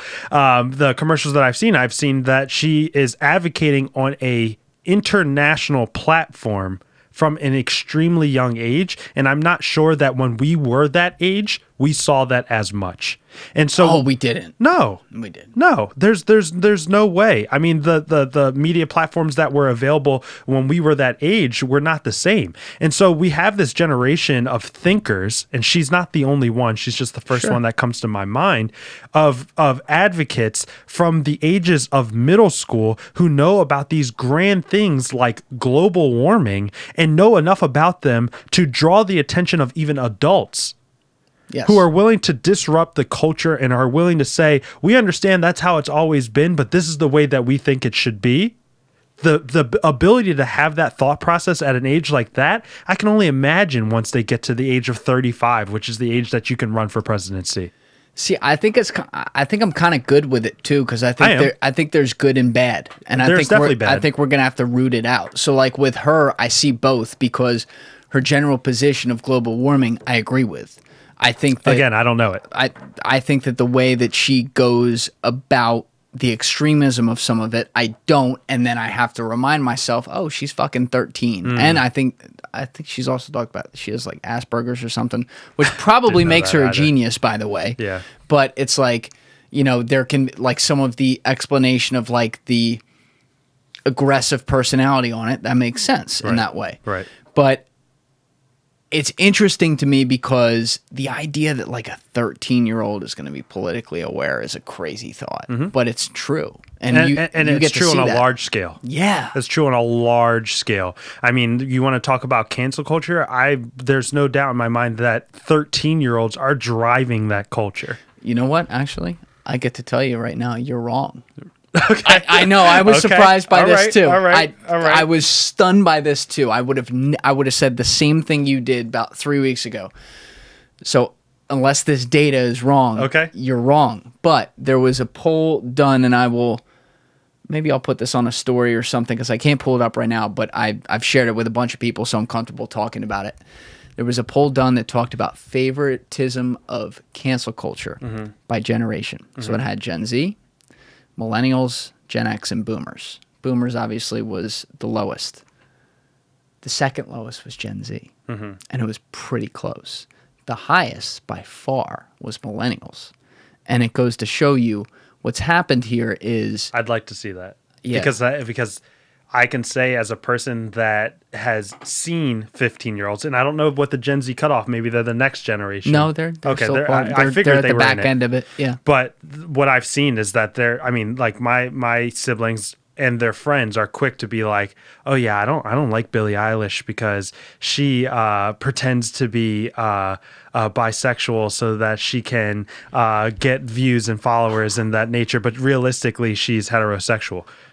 These are real things that 14-year-olds are saying. Oh, you're sucking the hope out of me, man. They're saying these things, you know what I mean? And so maybe they're not calling it cancel culture, and I wouldn't be surprised if that survey does not survey 14-year-olds. I mean, that's pretty young. Maybe they do. That's a good question to ask. Maybe I think they they do go younger, but okay, that is a good... So, I mean, I'd like to see... I would love to see it after this podcast is over, just for my own edification, because that's my experience. Again, I can't speak for all people who are Gen Z, but my experience is that they're actively involved in it. Then again, I will say, like I said, they're twins. One is definitely highly in favor of cancel culture. The other twin is highly against it. So, to your point, that's interesting. Maybe that's like almost scientifically weird, but that's cool. Yeah. Well, one's a male, one's a female, so I don't know if that plays into it too. Wow, you really fucked me up with that. I don't know. And I do got to look at the ages on that. Sure. Because I don't know if they had a cutoff. That's a great question to ask. So we'll look at it together. That's why you're here. And all of you guys go out and look at it too. Yes, please. As always, don't believe everything you hear on here because we're guessing just like you are in some ways. That's right. But I think that the awareness can be good. It's just a question of where do they take it to. Because, look, my opinion is... I might even call it extreme in today's culture. It shouldn't be, but it is. I want everyone to live out there. And when they cross the line of free speech, get rid of them.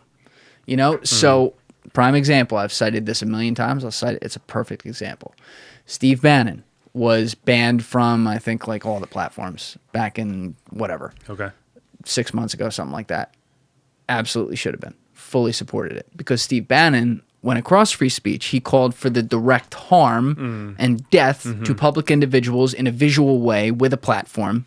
That's not free speech. That's violence. Sure. So my thought is you give everyone from the farthest left to the farthest right a platform. And then the minute they actually cross it, you take it down, which is why I also had a problem with the Trump one because I don't know if you read the... First of all, I think the slippery slope of banning a president from a platform is... enormous. I literally think there should be a higher standard there for them doing it, but that's a separate issue. If you actually read why they banned him, it's one of the most comical pieces of literature I've ever read in my life. Twitter can read minds, apparently. They admitted it to me in their argument. And again, this is a prime example of where you're making me defend Trump. Right. I shouldn't have to. Dude, I want people who say moronic things right where I can see them. Right. That's where I want them. Yeah. And now I can't see it. But you know what? I want them right there. And so I see this with the culture of people trying to say like certain things should go or certain things shouldn't. If it crosses that line of violence, get it the fuck out of here because crazy people follow crazy things. Right. But if it's terrorism. Yes. I mean, let's call it what it is. And I know that's what you're getting at. That's 100%. I don't like to go extreme, but I will call it that because it is. It is a level of that. When you're inciting violence, that is terrorism because basically what you're saying is your platform or your viewpoint or you're saying whatever it is that I don't like about you makes you deserve violence against you and thus you should change it and thus you are using terror to change someone. That's terrorism by definition. Fair. Okay, so let's call it that, and let's call it what Steve Bannon did a part of that family right there. Get rid of it. When people are giving ideas, even if they are hateful ideas, which do exist, by the way, a lot of them, beat them with facts, man. Yeah, I mean it's just like interracial marriage is a good example. Prime example. Yeah. If someone wants to argue against that. Do it, man. Do it right in the public square where I can see you because I'm going to beat you in about 5 seconds jerking off while I'm doing it. 100%. As a visual, I'm sorry. But you know what I mean. It is so easy to beat that argument. Yeah. And yet we've cultivated this society that seems to say, and I think this is what they want to drive, but it seems to say, oh, we don't want to risk that we can't beat a bad argument. So let's get rid of it. And what they don't see is the slippery slope of that and what that can do. And that's how, like, I know the hosts didn't get banned, like the 2 hosts page, but like the Red Scare podcast, which is a left-wing podcast, they are, and I'm generalizing here, but they are 2 feminists who talk to people of all different backgrounds, but they're clearly feminists, and they do have pushback against like the overrunning of transgender culture affecting women. Right. They were banned quietly during the whole banning of like all the conservatives and Trump during January and whatever. And that is a prime example to me of, where does it stop? Where's the line in? Where's the And line that's in? all. And realistically, law school, that's really the only thing that you're learning from a legal scholar's perspective, is they teach you to ask that question. Okay, you believe this thing. Where does it stop? That's what judges are faced with on a daily basis, right? And that's what the Supreme Court has to look at. That's the tough questions that we have in America. We believe in freedom of speech. Where do we want to draw that line? Does it go unlimited, including terrorism? Do we stop it at terrorism? Do we stop it a little beforehand? These are the questions that we have to ask ourselves as Americans, and these are the things that we have to think about. And I can understand all perspectives. It's just it's incredibly difficult. I personally align myself with what you're saying. I think terrorism should stop because we don't want to cause harm to other Americans. At the end of the day, big picture, under no circumstance should we be trying to bring about violence against other Americans. I think when we get into like racism, it brings up the question of what is harm. Is harm only physical? Like you're telling someone else to hurt physically someone else? Or does harm go with emotions? And that's why it is a slippery slope. And that's why what you said I can agree with, is that it's a slippery slope, because realistically harm has been done to Black people for such a long time. And when you think about, you know, the N word, for example, and that word affects different people in different ways. Me personally, Terence, I've never, and I can say that it is a rarity. There are no words in the English or any other language that could ever affect me in that way. It's there's no one. But you can understand why people feel differently. But I can understand why people can feel differently. That was going to be my end point. No, 100%. Terence Jones, the way that I was raised, the man that I am today, the security that I have in myself is such that there's nothing anyone could say to me to ever bring me out of myself. But that's not to say that the same isn't true for someone else. And so where do we draw that line? Do we say that harm can only be physical? Do we say that harm can be emotional? Or do we say we don't care about harm? Free speech is free speech. I say what I want. It's hard. It's really, really difficult. I think if you're on the line of emotional, unfortunately, you do have to deal with it, because once you go down that slope, you're done. You're already on the slope. The conversation is the slope. Yeah, that's true. And it doesn't, by the way, doesn't mean I like it. There's a famous line that a lot of people have said, where it's like, I may hate everything you say, but I will fight for your right to say, provided it isn't violence, right? I do agree with that, because like I saw there was like a KKK parade somewhere, like maybe Georgia or something. This has got to be like 9-10 months ago.